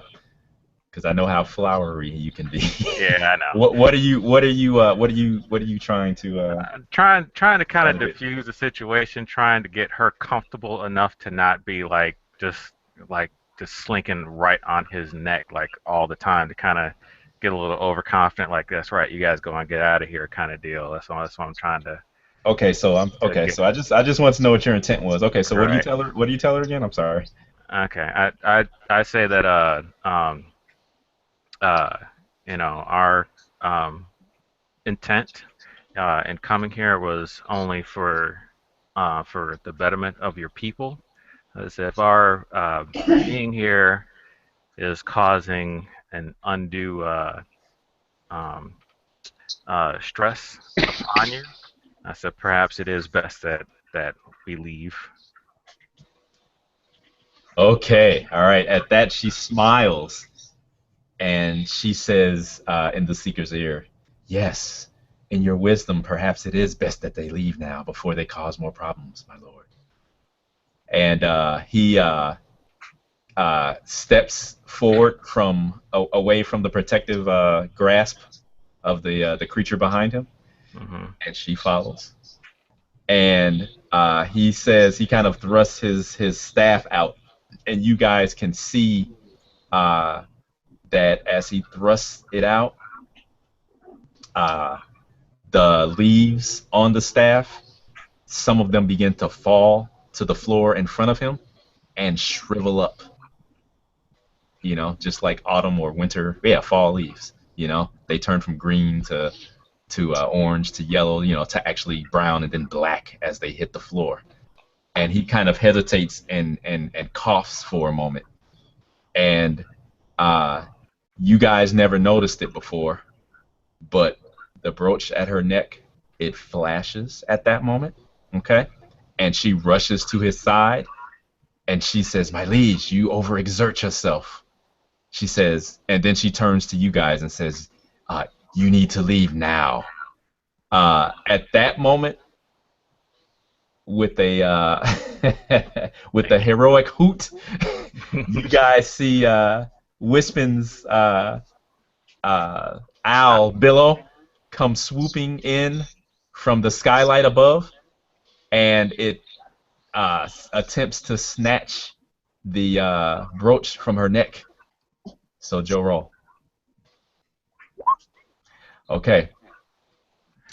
Billow is able to get the brooch in his claws, but I'll she. use inspiration. I gotta make this. This is too heroic. I've been whispering Okay. to you for a little bit. Feel low, feel low, feel low. Okay.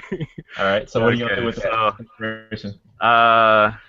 yeah, uh, you know, Well, Would the effects of the bless carry to the the bird, or I would say my initial response would say maybe not, can but I use my inspiration to because do that? but because in a sense Billow is an extension of you. Now remember, this can go both ways. So All right, remember I this. know. right? So we'll say yes then. Okay. So he does. He flubbers and fumbles with the brooch for a moment, but regains control of it. And you see she reaches out and actually is able to kind of grasp his wing for a moment, and in a almost like a explosion of feathers, he's free and coming towards you. And she screams, "No!" So you will have no more influence over him, witch. I have no power here. So yeah, she looks at you. I'm gonna Not happy. kick her in the face. What'd you say? I'm gonna kick her in the face. um. Okay, hang on. Let's see here. At that moment, you guys see her form flicker. Okay. And you briefly get an image, a visual of a pale, hairless humanoid of some sort with large reddish eyes, not a speck of hair on its entire body. Okay, and then Oh no. the image it's Tania again. Okay. Yeah, as soon as I see that flicker, That's all I needed to kicking see. time, kicking time. Okay, so what's gonna happen then? I'm gonna basically look at this thing, recognize it for what it is, and go, "Oh, no way!" What and is just the doppelganger. I'm gonna start running. I'm gonna kick. how does Fang know about doppelgangers? Fang doesn't, I do. But Fang knows if it's got red eyes and it's hairless, it's definitely evil. If it's got red eyes, If it's that's what bad. it is. That's like lesson one in Perhaps monk school. If perhaps it's it got was a red trick eyes. of the mind. Maybe breathing in all of this dust and pollen in the air has played tricks on all of your eyes. Hey, kicks first, ask questions later. That's Fang's motto. Okay, all right. Is that what's everybody else's intent then? So you see Fang. I'm whisking the elder away, hopefully getting him safely in his seat Okay, all right. on the throne. Okay, DBJ. I'd like to help Eldrin get the elder away. Okay. I'm thinking that the tree is probably going to try to, Yeah. grab the About the elder tree. or something. Uh-huh. So I want to stand in the way of. I'll place myself in the way of the elder and the tree. Okay. All right. I think I got you. Okay. Oh, wait a minute. What's Jim saying? Oh, okay. I know. Okay, Joe. What's Wispin gonna do? What's his intent? I'm also thinking, the longer we can separate them, the better. So, Separate who? uh, the elder or the seer from, from this place. The whole So, place? Okay. well, yeah, I mean, from them, whoever's, giving them, Them who? the influence. You're being mighty vague. Okay, what's the name? Tania, the fake Tania or whatever.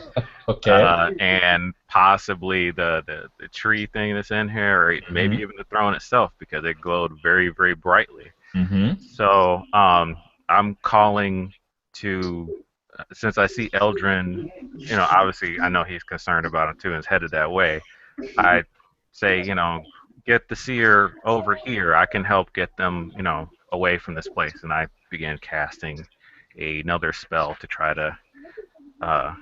So, hearing all that, I'm going to start heading towards Wispin instead. What No, another? I say bring him. I say get him over here so I can get him away. Is it the seeker or the seer? The It's seeker. the seeker. Joe never. Or seer, whatever. What spell are you trying to cast, Joe? I'm gonna be casting rope trick. Okay. All right. Jim. Basically, since you were gone, Jim, what did happen? I attack.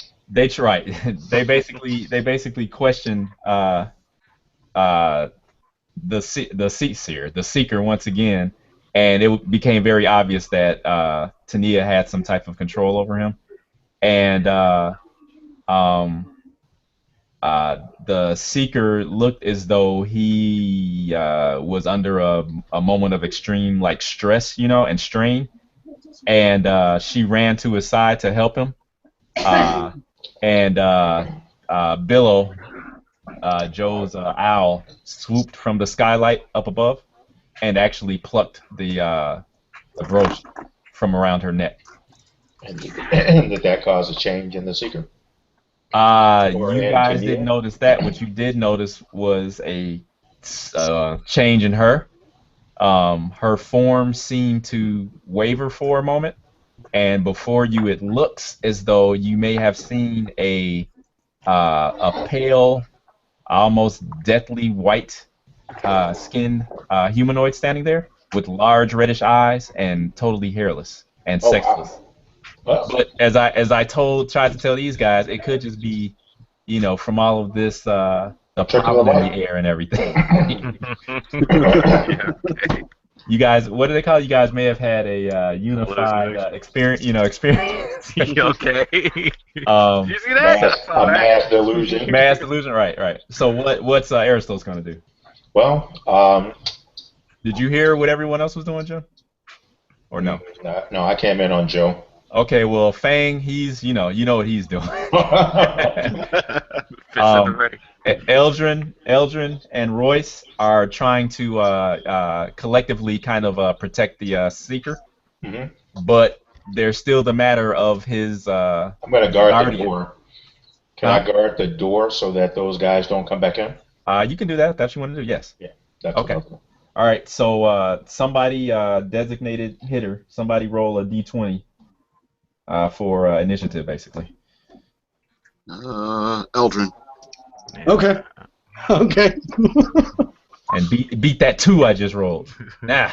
Good luck. Don't roll a 1. Don't roll a 1.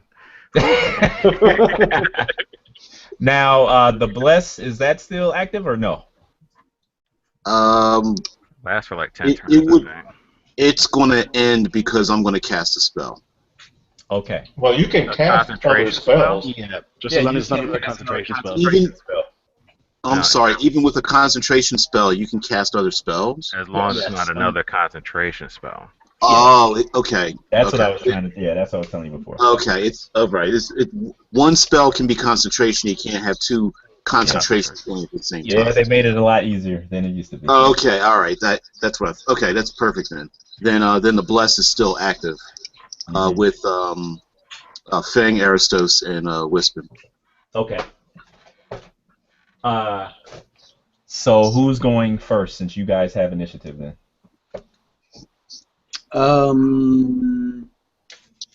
Can we try and whisk him away first?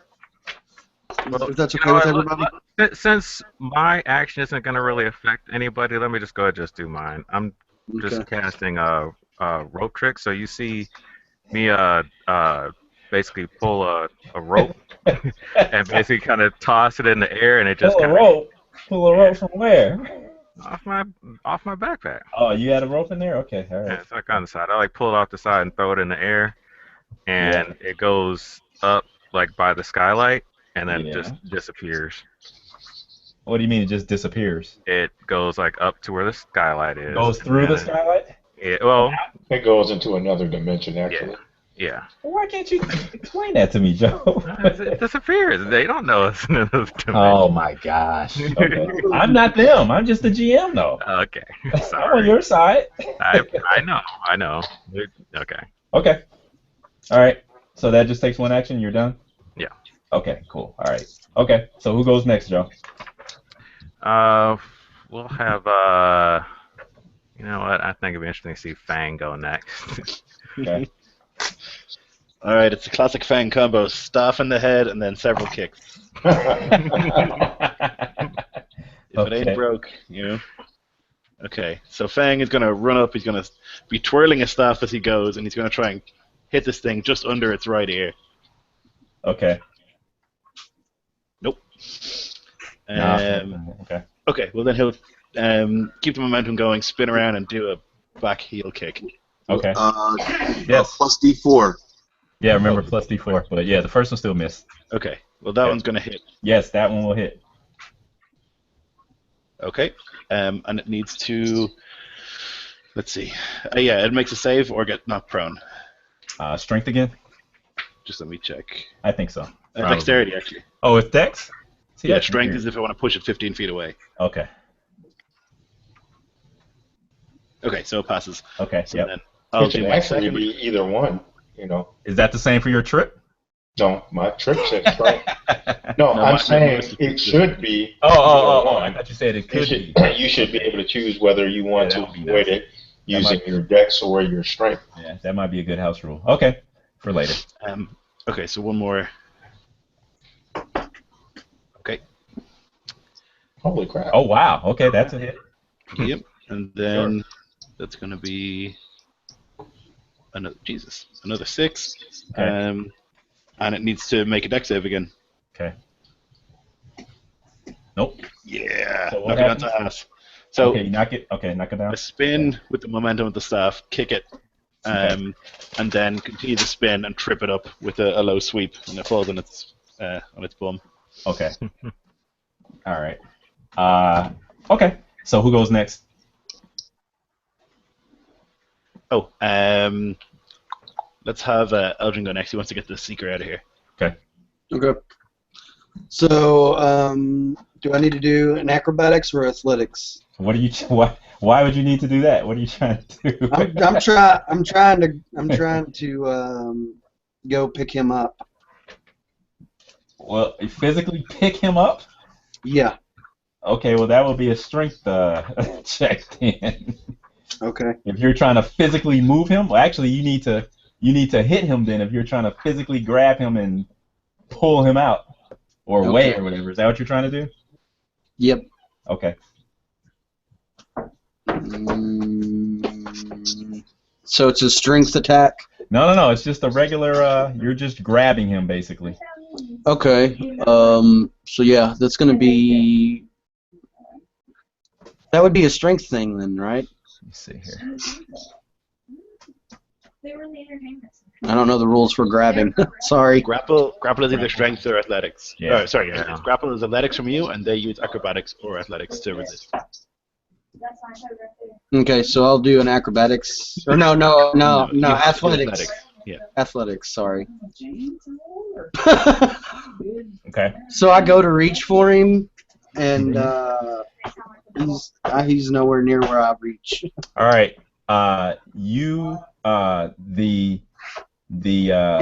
His guardian, the tree guardian, we'll call it. It interjects. Well, it doesn't interject. It was already kind of had him in not a grasp, but it's kind of like protecting him, so to speak.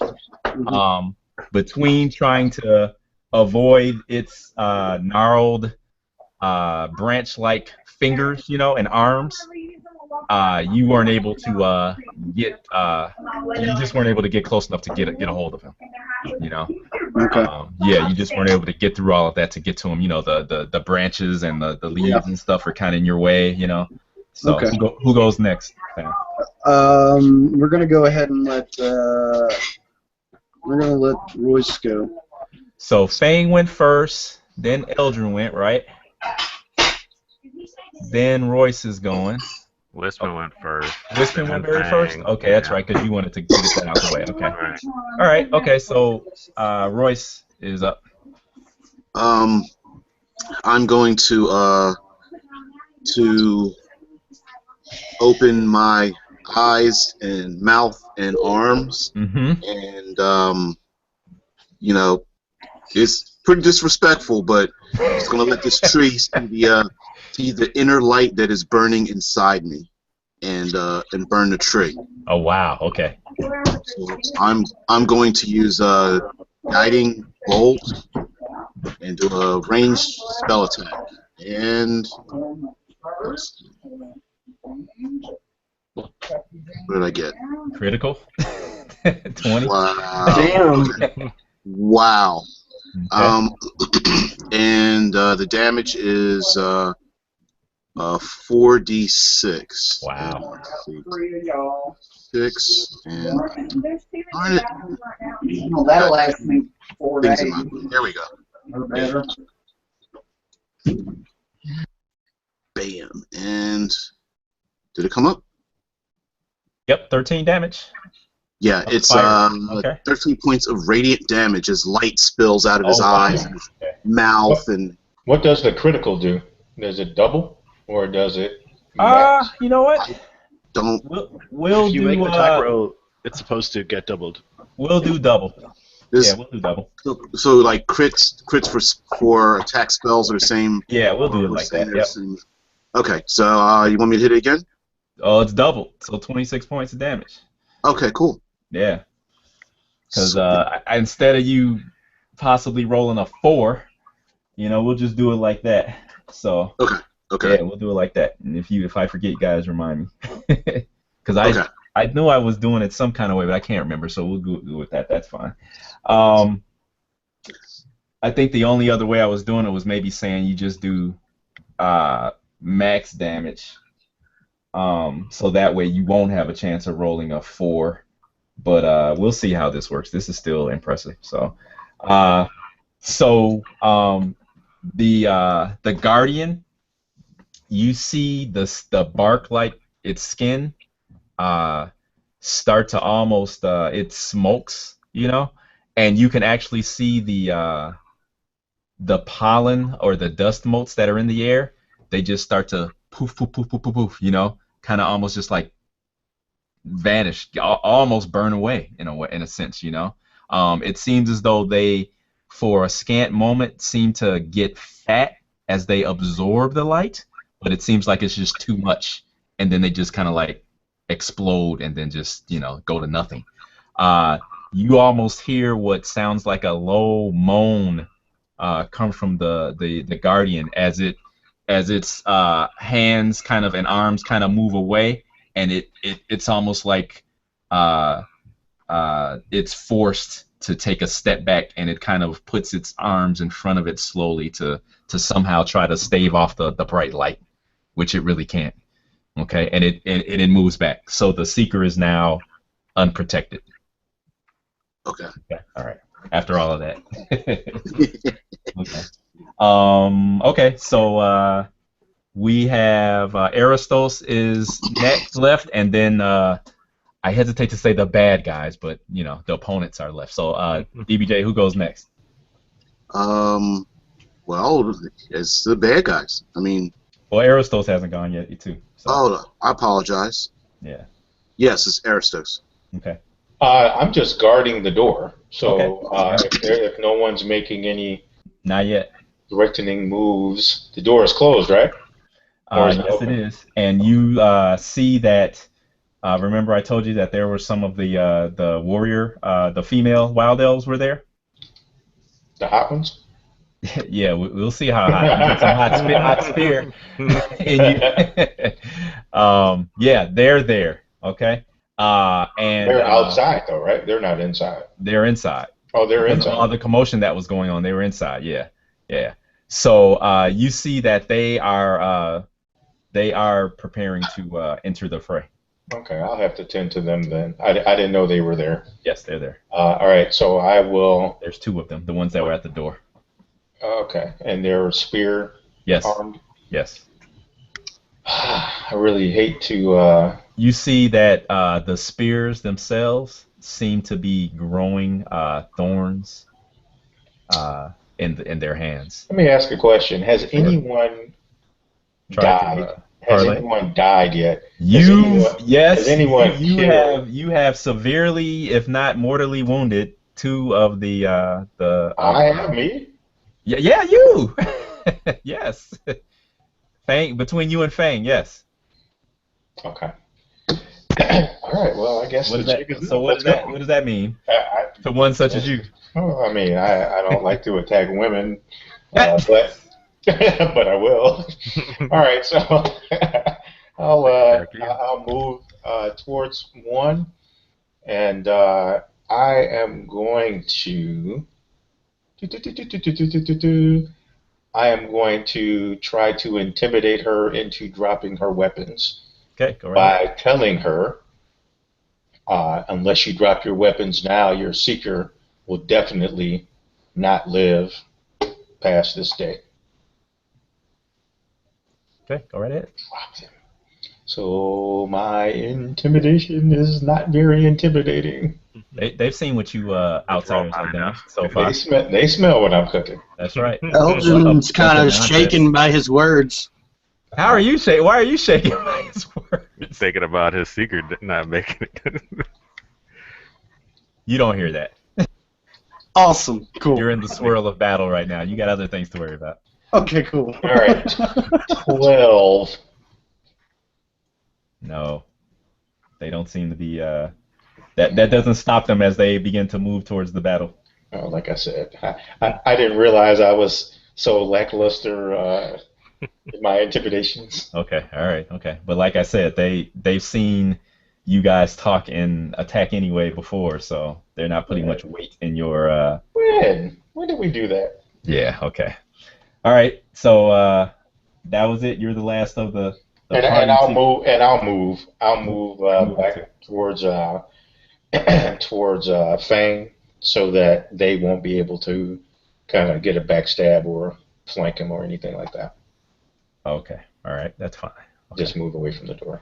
All right, okay. The two warrior women will use their full actions to try to. So attack me with this coming. No, they move towards the side of the seeker.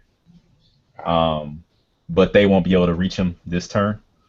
But that's what their intent is. It's to protect him at all costs. The the Guardian uh, moves forward, takes a lumbering step forward, and reaches down and sweeps uh, his arm towards uh,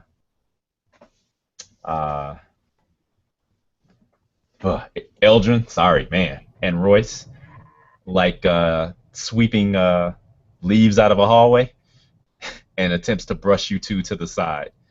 Um, so he's gonna basically make a. Actually, you guys, I'm gonna roll, and my target number is going to be what you guys need to beat to basically avoid an area attack, as he basically just sweeps his arms away to just pretty much like push you guys out of the way.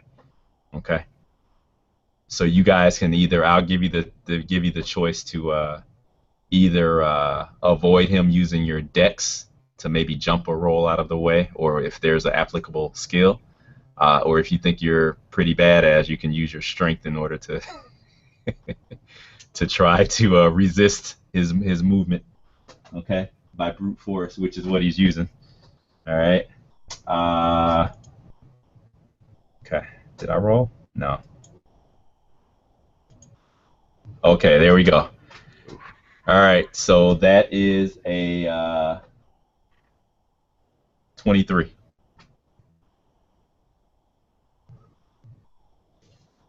So who all is he catching in this movement? Oh yeah, you too. I'm sorry. You're right there. Sorry. Okay. So everybody? No, Fang is actually over towards Tania. Okay. Aristos isn't there yet. He's still moving. So it will be the three guys here, actually. So it will be Wispin, Eldrin, and Royce.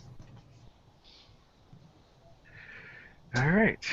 That's unfortunate. Okay. There's one. Oh, wow. Oh, that's a critical. So you do it. You do it. One. Look at Sam. Where is it? Good job, Sam. Good job. Demonic agility. You're right. Yeah, pretty much. Right. That's his aspect, demonic agility. Demonic agility. All right, Joe. What are you doing? Come on. Hold on a second. I'm looking up real quick. I'm losing my immersion. Come on. All right. So here we go. Just straight dex check. Here we go. Okay. Okay. All right. So Sam, describe what Eldrin does as he gets out of the way. He does a tumbling backflip and kind of lands like in a low crouch with his crossbow aimed at the Guardian, and he says to the warriors, "Get him up the rope! Get him up the rope! He'll be safe in there." Okay. Whose side are you on? Right. All of them. That's their job to protect the Seeker, so hopefully. Okay. Each of you guys, Royce and Wispin, take 12 points Ooh. as you're swept back That hurt. away from the Seeker, and you kind of hear the Guardian moan, and the rustling of leaves. Was he in Lloyd's mummy campaign? Is that what it is? I don't know what other noise he would make.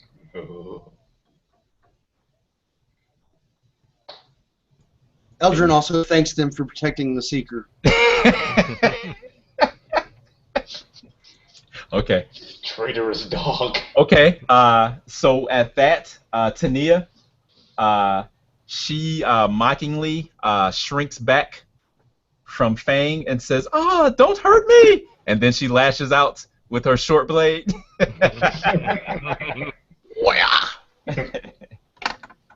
Let's see here. Snatch her spleen out. That's Right. Okay. Two-finger death punch. Yeah, hopefully. Hopefully.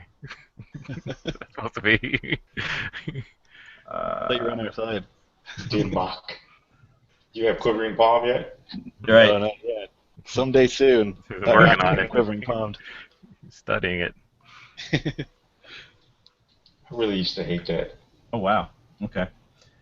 All right. I get a So 0-0. yeah.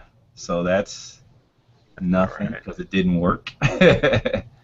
So I better do it this way then.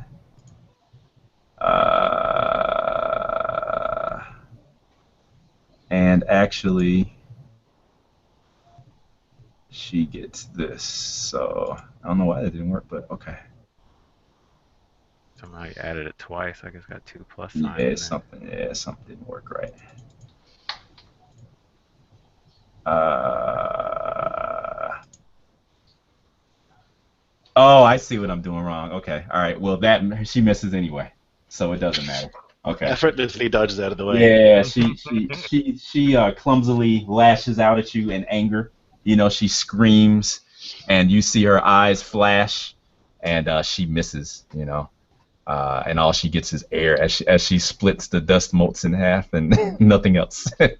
um, so actually, the seeker himself, he stands very still and puts both hands on his staff, and you see that the leaves that are on the staff, they start to almost like kind of grow, almost as if you know how you see on the Science Channel when they show a small plant that turns from a seedling into a full blooming plant. You know, that's what this staff is looking like. Okay, so you see it appears as though he's concentrating on it and starting to do that. Okay. Um, each of you guys make a save versus actually, let's see here.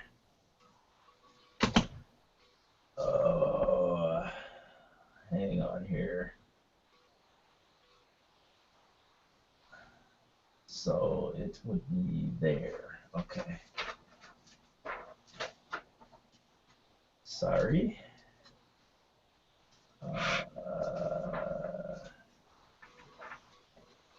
Okay, here we go. Okay.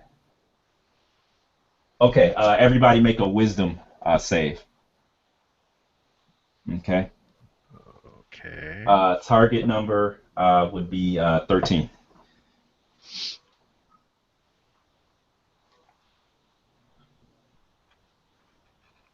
I think I Where made is it. he in relation to Fang? We will say that the guardian is separated, is in between the seeker and Fang. Okay. Okay. Fang and Tania are on one side of the guardian, on the back side towards the throne, and then at this point everybody else is on the front side of the guardian. Okay. So in order to reach Fang, Aristos will need to get possibly past the guardian, possibly. Mm-hmm. Okay. All right. So we got Fang's good, Wisman's good, Eldrin no, Aristos is good. So we're still waiting on Royce to make his wisdom save.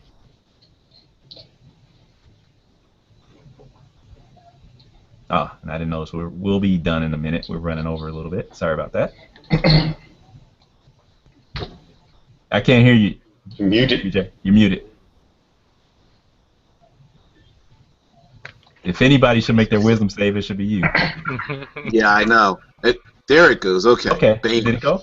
Okay. It's taking its time. There it goes. Okay. All right. So you did it. Okay. Cool. Okay. All right. So, Eldrin, and how did Aristos make a wisdom save and you didn't? Wow. Okay. All right. Because I rolled, and even with my -1. You rolled exceptionally well. Maybe you're just too far away. That's right. It's not my destiny to die here. Okay. All right. Eldrin, it seems like the seeker seems to be in your mind, speaking to you in calm, soothing tones, and he is kind of telling you to kneel down and lower your weapons in this sacred place of the wild elves. So it seems as though his tones and his words are kind of giving you almost like tunnel vision to speak, so to speak, and you're focusing on him. All you're paying attention to is him at this moment. Okay? That makes sense? Sam? Did you hear that? Yes, sorry, Okay. I had my mic muted. Okay. So I'll Okay. lower my weapon. Well, you don't have to. I'm just kind of telling you. That's what he's kind of telling you. You know, Well, so it makes total sense to him. if it's anything, yeah, his words are kind of just kind of enthralling, so to speak. Okay. All right. So um I will actually double up. Since I went last, I'm gonna go first. You bastard. I probably will never get Ooh. a chance to go again, knowing you See, guys. we had to stop him from doing that. I knew that was gonna happen too. As soon as he was like, Jim still got a chance to go. I was like, it's right. not coming. So Tania will actually she will basically almost pretty much attempt to do almost just like a drive-by on Fang. So she'll lash out again. So she moves, kind of lashes out, and then continues moving, attempting probably to get to the Seeker, is what you think. Okay? I'm gonna smack her when she walks past. Okay. Looking past me. All right. Oh boy. Okay. So Ouch. I'll just roll twice anyway. Okay, so there's the first attack, and for some reason, actually, Fang feels kind of like a tickle in his mind, and as you are kind of like adjusting your fighting stance in order to intercept her or avoid her in this attack, you see that it appears to you as though she adjusts slightly and is able to get you with her short blade. Mhm. Okay, all right. So here's her second attack coming up. Okay, and I don't think does a 13 hit you? No, 16 is Okay. my AC. Okay, 16. Okay, all right. So the first attack is a 20, so that's a crit. So make a Constitution save versus a target number of 14. Oh. Really, Fang? Seriously? Not quite. You got inspiration. I do. I might do that again. Okay. There we go. Okay. Now we're talking. All right. And you still will take. Man, Royce was still concentrating too, wasn't he? Oh yeah. On the bless. Bless. I should have. Oh it. yeah. So you would have made the first one, so don't worry Well- about spending your. Okay. Well, No. I mean, I'm not trying to put us in a bad position, but I rolled a 4 in that to avoid. Oh yeah, that's right. Yeah, you're right. You're right. Yeah, he got I got hit he pretty got hard. banged back. Yep, you're right. Yeah, so I'm Well, probably that is like, inspiration. Oh, okay. My Yeah, fault. you're right. You're right. Okay, I'll give you a point of inspiration for doing that, DBJ. Thank you. oh, yeah. So I don't think you're gonna take a whole lot of damage though from that. Well, 12. So you do. Okay, from the blade. As it seems to slice through your skin, you feel a burn. You know, when the blade pierces or slices you. So Tania went. Now the Guardian will go. So after he's tried to sweep away. Well, he did. He swept away 2 of the infidels. Sorry. Did she try to run past me? Yes, she will. Yes. Do I get to hit her? Yes, you do. Opportunity? Yes, I'm sorry. Okay. Yes. All right. I'll just- At disadvantage, though. Okay.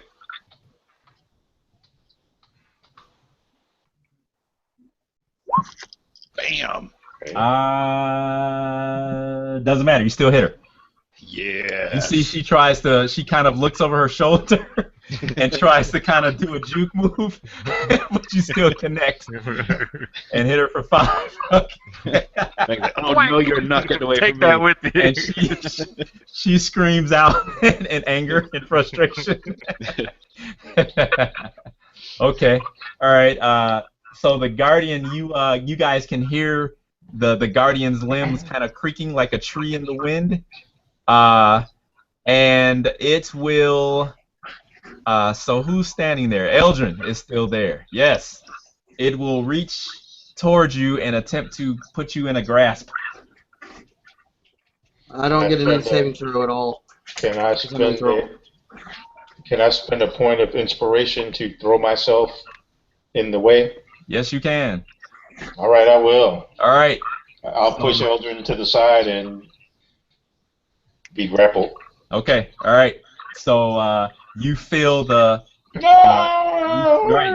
feel the breath kind of get crushed from your lungs or get cut short as the long kind of like branchy, thin, bony like fingers grasp. Or actually, both. He needs to do it with both hands, you know.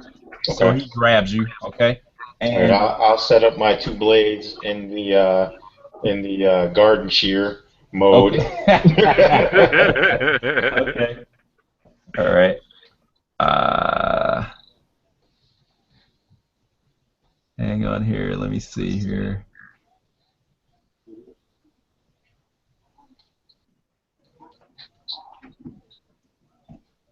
Where? What did I do?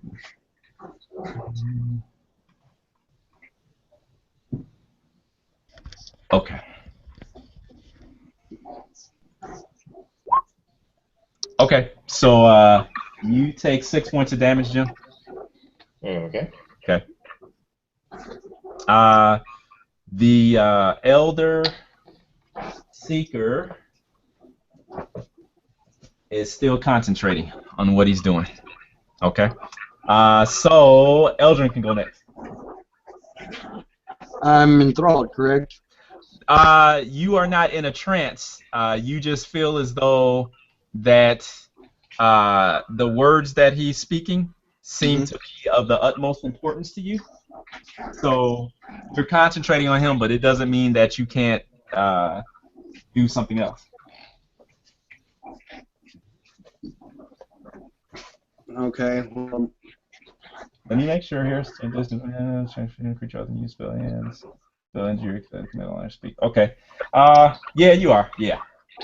So would you walk towards him, or would you attempt to speak with him, or what would you do? I'm actually, as I make my way towards him, I throw my crossbow at the tree. Okay. Okay. It'll hit and bounce off of its off of its the side of its well, it has no head, so to speak, but of where you see these unblinking kind of eyes at, and it clatters off of it and falls to its feet. Okay. And I walk over and I just simply I'm kneeling on both knees listening to the Seeker. Okay. You guys see that Tania is making a beeline towards the Seeker and Eldrin. Okay. So Sam, who goes next? We're gonna go ahead and let Aristos go. Okay. Damn it, Eldrin, move out of the way! All right, I'll begin a cutting motion. I'll weave my blades. They look like kind of ribbonish. Look like the steel is bending about as I flail them to cut into the arms. Or how far am I from the actual body? Is it holding me away from itself, or is you it can putting me attack the body if you want. Okay, that's all fine. Right. So it's at disadvantage though. Okay. Can I spend? Okay, I've got 2 inspiration points. You can spend it to negate the disadvantage, right, okay. And just roll normally. That's what I would do. I'll let you do that. For you. All right. I attack. Okay. Can't find my weapon. Okay, Aristos is fumbling around and no. Go ahead. All right, so 14. Yeah, yes. 14. Yes, you hit. All right, and I do 9. Wow. Okay. And with Okay. my Wow. Yeah. second attack, Okay. uh, am I at disadvantage? Is it considered the same No, I'll round? let you for your Okay. turn. I'll let you go ahead. It's easy. Oh, Oh, critical. critical. Okay, roll good. Sweet. So So 10. that is going to be no, 10 more. Okay. no 10. Oh, it is 10. Okay. All right. I think it's you don't double the strength You damage, do you? no, you just for normal Just the crits, it's regular. just Double your your weapon damage and add your weapon strength. damage. Is that what? Okay. Okay, so that's going to be what 4, 7. 7 then. Okay. All right. So I did 16 total. Wow. Okay. One of the arms is hacked away and falls to its side, and you hear a low, mournful moan from the creature, from the guardian. Okay, and you guys see the seeker kind of almost fall to one knee as he seems to share the pain I say, of the Eldred, guardian. look out! Who goes next? Who do we have?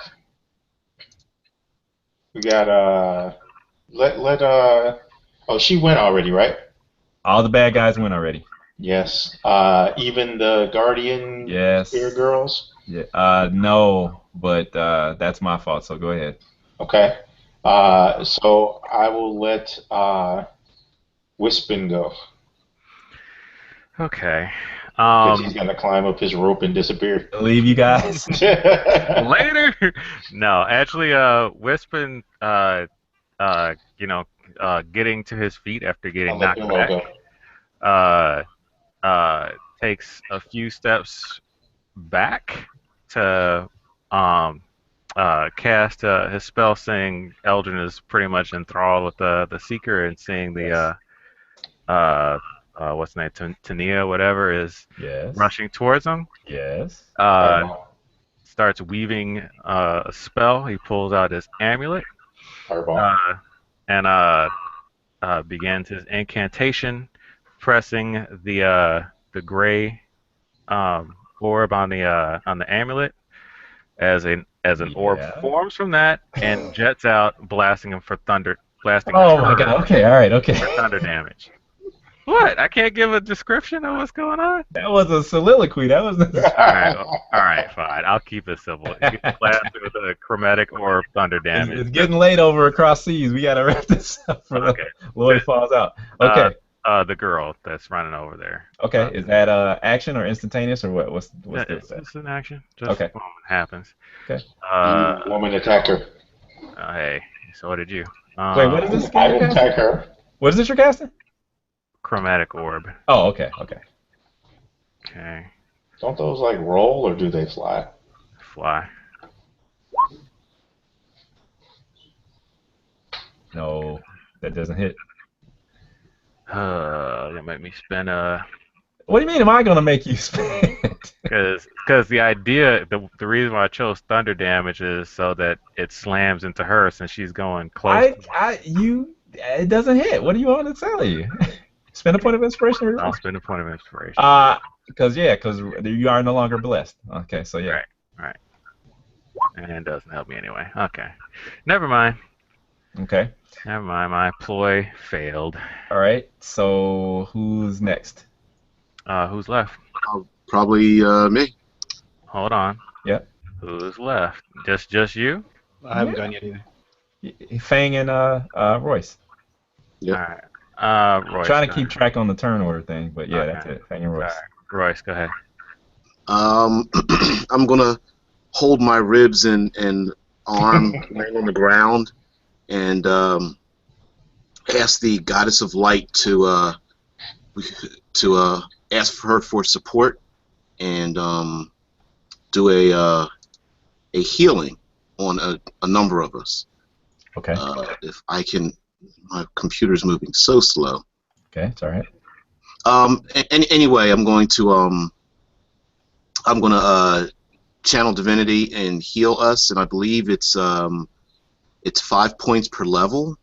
It's like so I believe it's 15 points within a divided how I want to. So it'll be, I'm going to heal myself, Fang, and Wispin, I think, was injured as well. Oh yeah. Yeah. So I'm gonna divide 5 points to each of us as I hold on to my ribs and call on her divine touch. I don't think I need to make a roll or anything. No. Nope. No. You just Nope. do it. Nope. Just do it. Okay. Okay. That's Yep. it. All right. Come on, computer. Yeah, you got to show your how much you heal. Oh no. It's not the I'm not using a cure wound spell. Yeah, it's like your channel Oh, divinity, okay. your special channel divinity for life domain. So how much? Right. How much is it? Right. Right. I can at third level I can only use it once every. Choose any creatures within 30 feet of you. Divide those hit points among them. This feature can restore creatures to no more than half its hit points maximum. You can't use this feature on undead. Blah blah blah. But how much does it do? 90% of the folk healing restore a number of 5 hit times points your equal cleric to level. 5 times the cleric's level. I didn't catch that. 5 times the cleric's level. So you Okay. level 3, So 15. 15 points, so you can divide that amongst However you want. Okay. Yep. That's it. So how do you divide it? 5, 5, and 5. Okay, there you go. Okay. Yep. That's it. All right. So Muchas then gracias. Fang is next. Okay, so this creature tried to escape me. Well, she escaped. You smacked her. Yeah. I want to go over and give her a piece of my mind. And your staff, and your foot, and your fist. Okay, Yeah, so as you remember, as you move to her, you will become in I'm range. super fast. I'm going to go all the way around. You will be in range of the Guardian's attack if it decides to put you out of your misery. Just so you know. I'm really speedy, so I can probably run around it. Oh I think. wow. My Okay. speed is already, I think, 40. 40. Okay. Yeah. So you want to avoid it? I want to definitely avoid the Guardian. It's done Okay. nothing wrong from what I can tell. I don't Well, think it's bad. I don't think you'll actually be able to because she is moving right to where the Seeker and Eldrin are, and they're Okay. right there. So. Okay, well, I just want to get in her grill, so I'll do Yeah, that. yeah.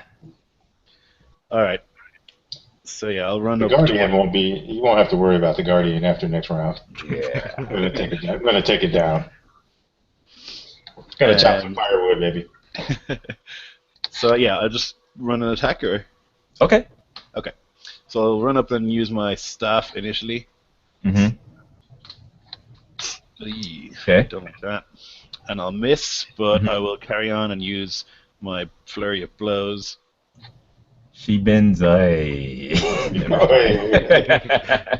Bends into the fist. Better. Okay, for 4. And Okay. then another one. Okay, that one misses. Nope. Okay. All right. So you pummel her for 4, which is a glancing blow. Mhm. Okay. But because I hit her, she needs to make a dex save or follow. Again with that? Anytime, yeah. Flurry of blows. Yeah. How many G points you got? It's my last one. Okay, so she does it. She doesn't go down this time, right? Okay. Okay. All right. So you went last, Lloyd. So who goes first? Let's have. Choose well. Yeah, I don't know. Should it be the bad guys? They went twice in a row, so we should one of ours. They don't have to go right now, though. Right. Yeah. Let me take the Guardian down. Yeah. Let's have Arisos go.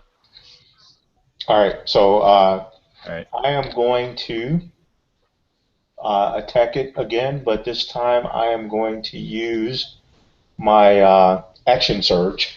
So I'll get 1 extra attack, so I'll be able to take 3 attacks. And I will let loose. First attack. And I will use the, It well, looks like a fumble to me. does that look like a fumble? Yeah, it's red. No. Is it?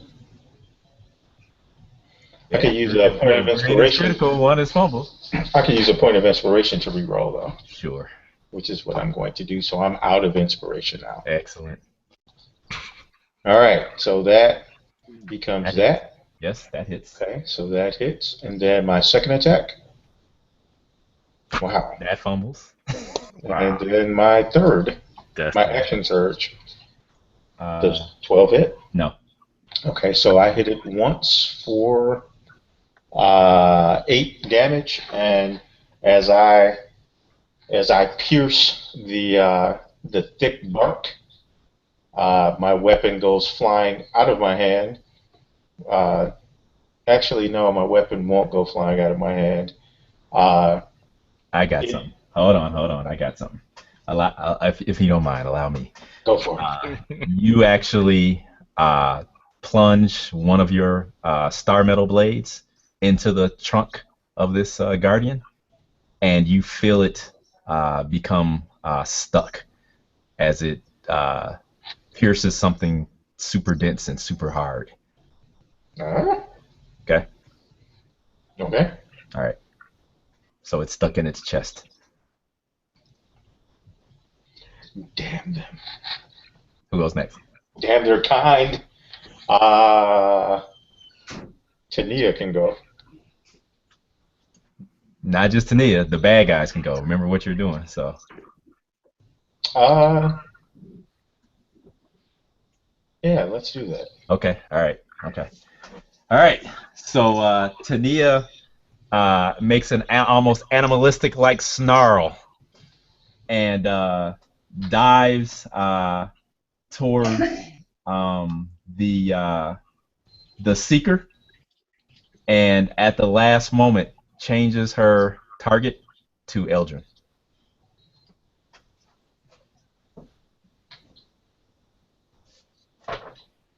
She's so hot for me. I'm so hot for her, and she's so cold. I totally see that hitting automatically.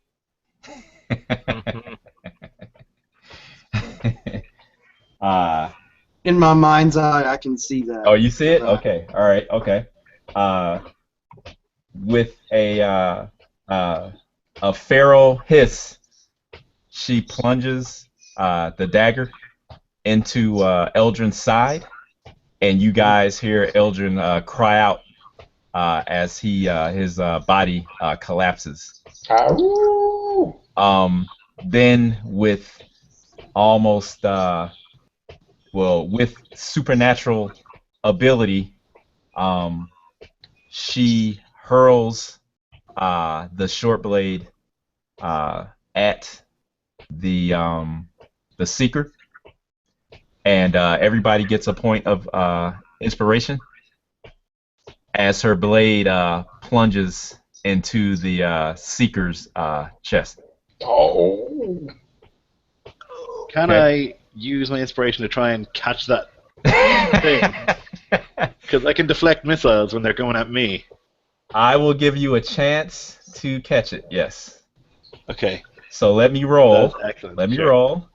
Let me roll. And because of because I gave you guys inspiration, I'm gonna roll. This roll is gonna be with advantage, so I can at least get a half-ass decent target number for you. All right. So there you go. All right. So 19. Okay, so That's your target number. That's Come what on, you I roll 1d10 plus my dex mod plus my monk level, and if I reduce it to 0, the damage. Cool. Okay. All right. Cool. Come on. So Do you it. have to do the damage first. Oh yeah. Okay. All right. So it will be. It's not a lot of damage, but it's a poison blade, of course, though. 6.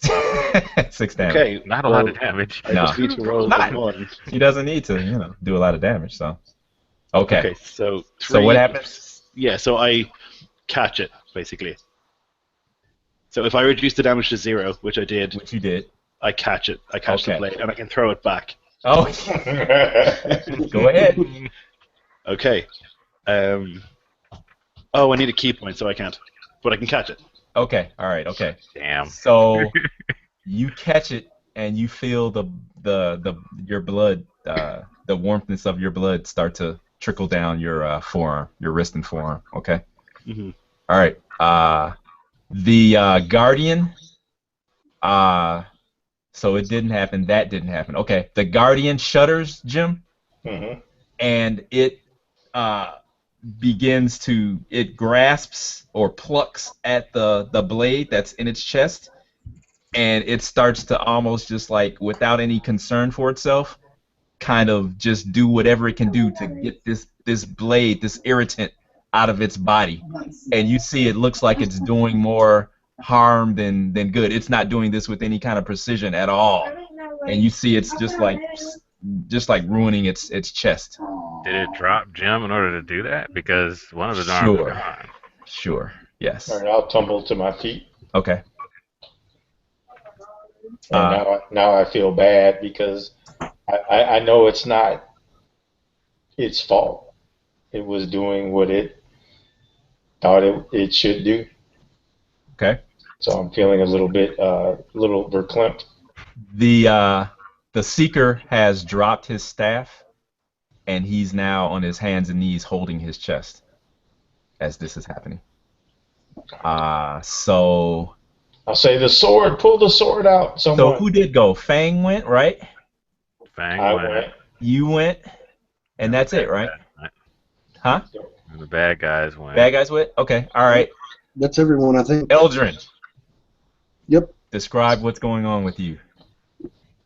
So I've just been stabbed as Yes. I was enthralled by my seeker, You and feel a burning in your side, and you feel as though you must make a con. Actually, you don't feel as though you must make a con save because you've already told me what you want. So you feel this cold burning sensation, if that's even possible.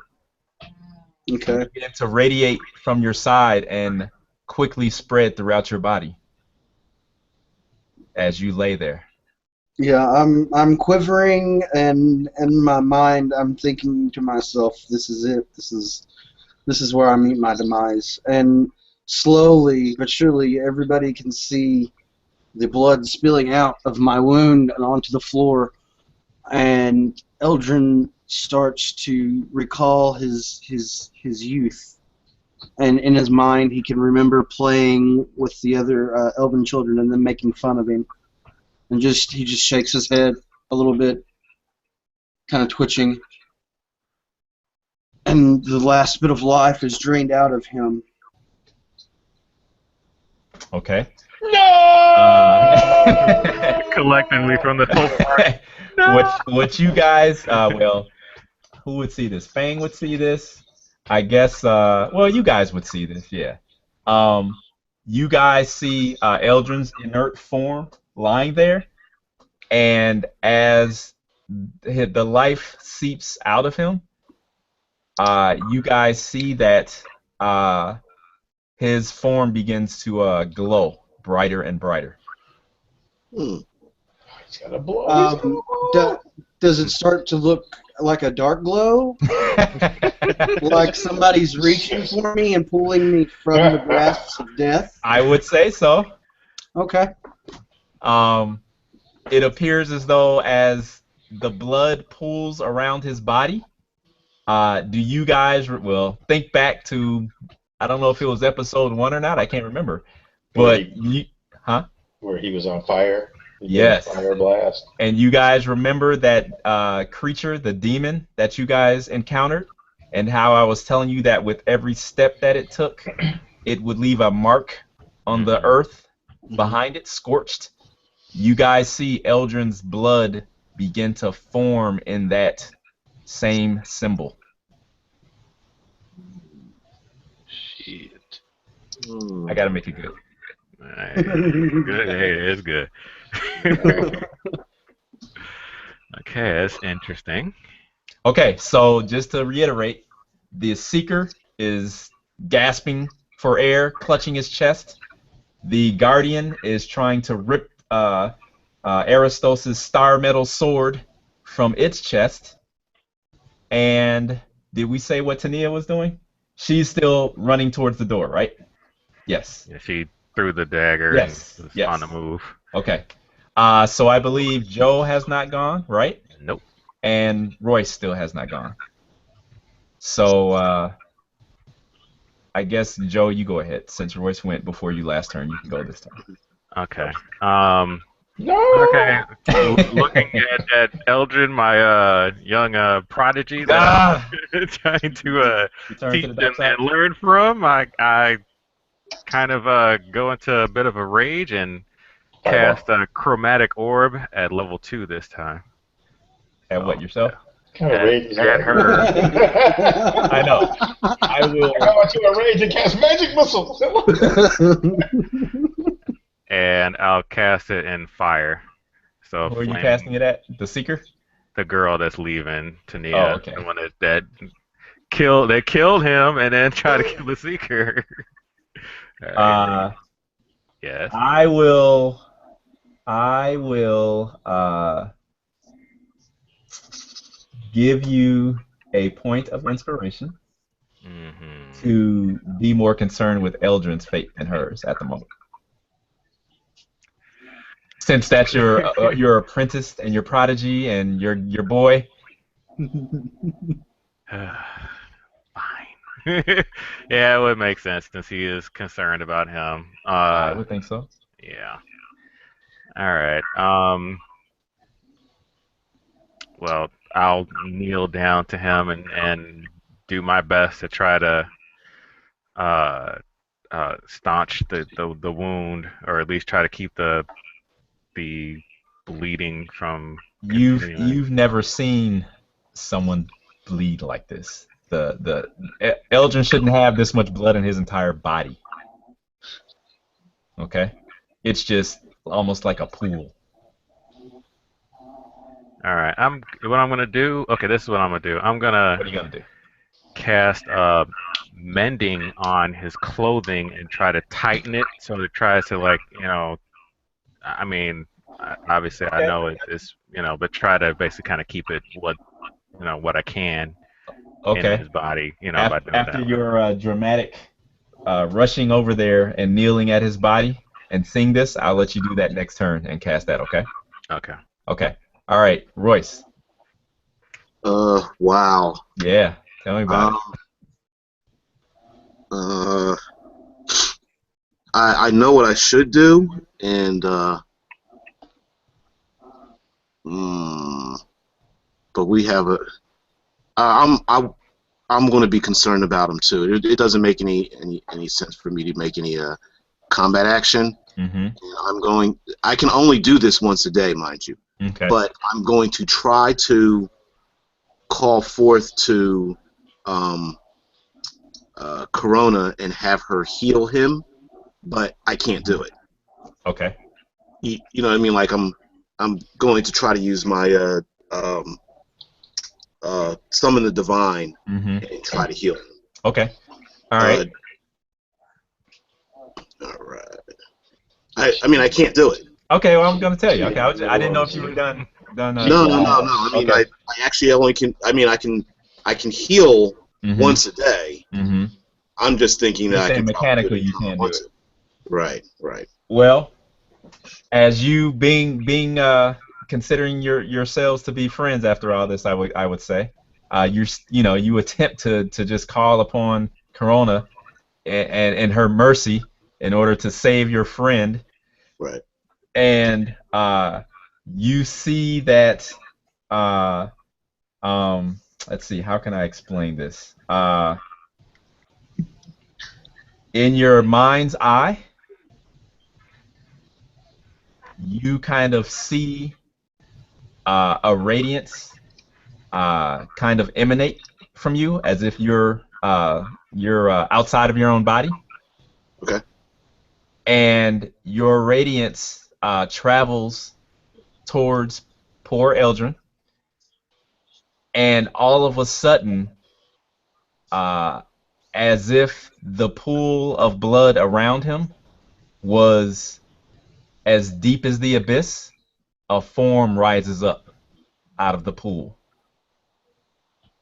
and turns towards you. Ooh. Uh, The radiance seems to dissipate as it reaches, at the fingers, of the radiance get closer to the form. Uh, but for good or bad, because you don't know, you think probably for your better, it seems as though the form's actual features are bathed in shadow. So all you really see are a flash of eyes. But something tells you that if you were to look upon its visage with your mortal eyes, that you may go insane or worse. A so voice. Go ahead. I'm sorry. do I get the impression that I kind of kept his soul from being like, sucked down into this like into the abyss or something, as opposed to his physical form? Well, what you see then at that moment, or what you hear rather, is you hear a booming voice that somehow has the undertones of serpents behind it, tells you that I will claim my spawn.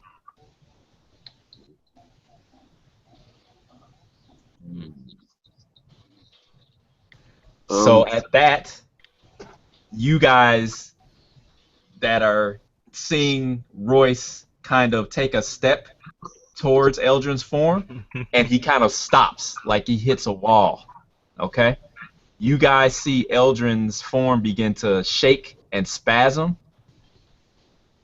and then you guys see a large clawed hand rise from underneath Eldrin's body, holding him, and then the fingers close around him, and he's pulled back down into the pool of blood, and he disappears. No! Holy hell. do I need to roll a d4 to figure out how many chunks I drop in my pants? As many as Was you that want. okay, Sam? That was badass. Okay, all right. Okay. Better than what I had planned. So what happened? We don't know. Wow. Wow.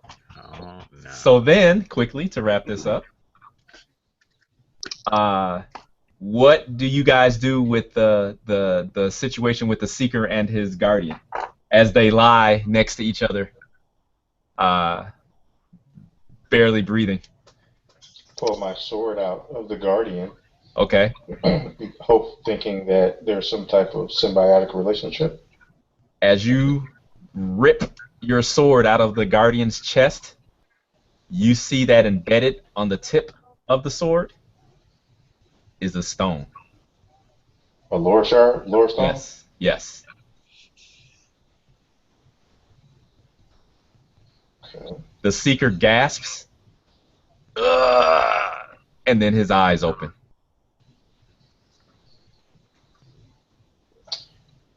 I think we better leave. Look at Royce whispering somebody. I say, One of the eggheads. I look at the Seeker and I say, are you well now? Are you better? He turns to you as the warrior women finally arrive Mm-hmm. after being noticeably absent from this. They arrive, and you see that one of them is actually gravely wounded, and she does not look well at all. They hold or help the Seeker sit up, and his eyes are clear now, and he looks around, and he's looking for Eldrin. Where's Eldrin? Hold my head down and Fade away into the shadows. I believe that his mortal coil has left this plane. I'm afraid. You guys did Did Fang? Oh yeah, okay. You guys hear a thump, and you guys see Fang down on one knee, What? one fist clenched, as you see blood trickle down his arm. You caught her poison blade. Yeah, so there's a lot going on now. Shit. Okay. Uh, okay. So what? I'll throw my healing. I got a healing potion. I think I have two, right? I think so. Healing potions. I'll quaff it down. This, drink this, and this, and this whiskey. You Fang greedily gulps down the two flasks, and you feel the warm liquid travel to your stomach, and it seems to numb the burning sensation, but you still feel as though, all is not well. Okay. hmm If someone lets me know what's going on, I might be able, other than just being hacked up, I might be able to do something about it. So I've got this ruined hand, right?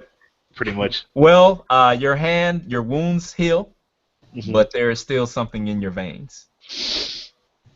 And I don't know that it's a poison dagger, so I can't. No, you were Neither not do I. touched by it. I can't say that there's a poison dagger. Right. That's why I gave him a healing potion. I'll kind of like walk towards Royce and then kind of Stagger. Yep. stagger a bit, trip, and fall down on one knee. I'm like, Royce, can you? And then just fall on my face. Okay. Remember, this isn't the season ender. This is the season opener. Try not to. Okay. Well, no one can move his big ass, so he's got to be laying there for a while. Shoot, we got these warrior women to get to it. The seeker, he's helped to his feet, and he basically takes you guys in. Looks at this situation, and he kind of mumbles, I have seen all this as though I was in a dream, a nightmare even. And he looks distraught, he goes, my people, my daughter, Eldrin. At Fang's collapse, he looks, and he turns to Royce, and he says, priest, what has happened? Not now. There's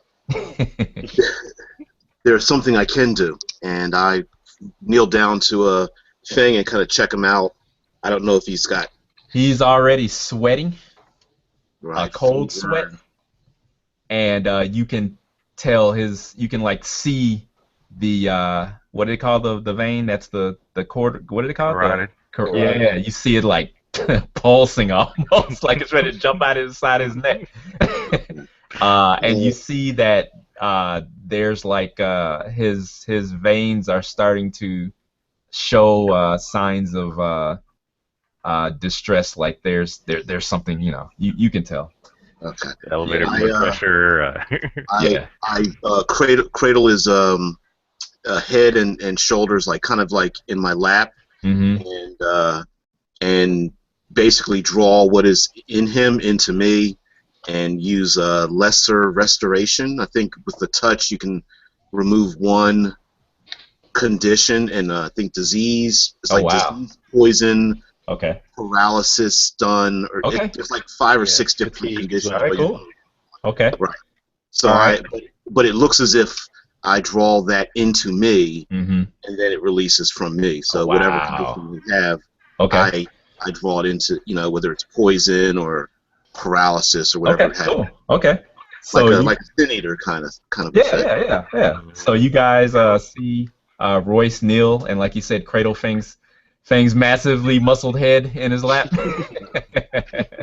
and he, in his usual inner way, he begins to focus, and you guys kind of see Fang like violently shiver, like he has the flu or something, and then he kind of relaxes, his muscles clench up, and he relaxes, and you guys can actually see the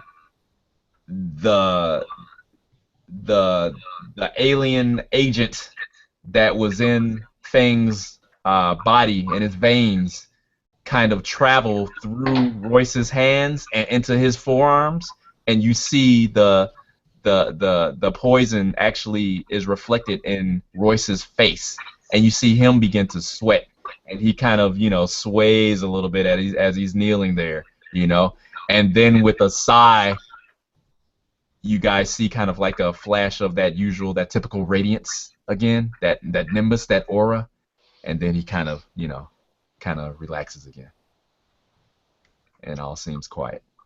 Yeah, I'll give Fang a big old hug. Yeah. I'll give Royce a big old hug too. Awesome. Yeah, I'll wake up and just be like, whew.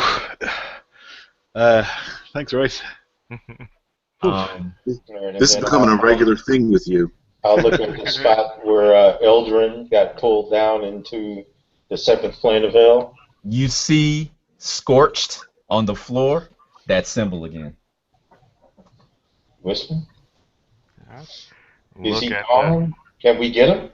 I look at the symbol and and I say that perhaps he is not completely lost to That's right. us, but That's right.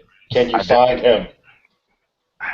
it would take lots of research. But can you find him? It is possible, yes. It is possible. But I have to look into it. I have to look into it. 20th level. Yeah, exactly. I Okay. said we're not going to let go. Tell me, each of you, promise that you're not going to let go of Eldrin. That you're going to do everything that you can to find him. Promise. I said Aristos. I said my Promise. feelings. I said my feelings run deep for him as well. I said we have spent quite some time amongst each other and learning from each other, and I was able to learn much from him as he was able to learn much from me, and I began to look at him as almost as a younger brother of sorts. Damn I you, said, Joe. I said, believe, I said, believe me. I said, I will do what I can. Even if we have to storm the gates of hell itself, promise me, Royce, Fang. Yeah, I'm with you. So We got him. I put my hand out, and so I said, with you, with you. Got a hand stack now. Yeah, right. You gotta do it. I'll break down into a heap of Oh gosh. emotion. Oh gosh. All right, and the camera pans out, over you guys, and goes through the skylight, and then over the forest and further back, and then it dims, and then the last thing we see is the body of Eldrin lying down, appearing to be resting peacefully on a type of looks like a stone floor of some sort, and we see that there's like some type of smoke or something that is kind of blowing past his face, and his eyes begin to blink, and he looks up, and he sees that, or we see that as he turns to his right and looks up, we see the massively cloven feet of some huge figure that is sitting on a throne in front of Eldrin. Trigon. And and as Eldrin looks up, the camera kind of follows his vision. It goes up. We see the massively muscled legs of this sitting on this throne, and we see that the throne has like all of these weird looking symbols and or carving into its face, or its surface rather. And as we move up, we see hints of some type of tattered reddish looking cloak or cape of some sort. And we go further up and we see a huge clawed hand holding a dripping blade. And as we go up a little further, I don't want to go any further. I'm done looking. the camera fades out, and that's it. That's it. Oh, and we hear my son, and that's it. So we'll end it there. That's for tonight. So now we got to kill Eldrin. Right. Oh God, Eldrin's gonna be in hell. So yeah, so we don't know where he's at, but we'll figure it out. Yeah, one of the planes of hell. That was only the first plane of hell. Right, That was like mini hell. Right. So as usual, thanks guys. Hope you guys enjoyed yourself. Sam, thank you very much for participating. Yep. I hate to see you have to go, but hey, life calls, so I understand. So I wanted to leave it as a huge question mark as far as Eldrin's fate, because hey, you never know, you may be able to join us again. If you decide to play him again, the door is open, man. Okay. So so thanks again, guys. Hope you had a good time. Thanks everybody. Well, I'm not live, but we will be. When I post it. So I will drop some more hints in the group forum for you guys, so you guys can have a little bit more insight of what went on and who was who and everything, because I know it was a lot of characters flying in and out of this session. Yeah, that's it. So thanks again. Cool. All right. All right, everybody have a good night. You too. All right. Thanks Thank you very much. Okay, bye. All right. Everybody. See ya.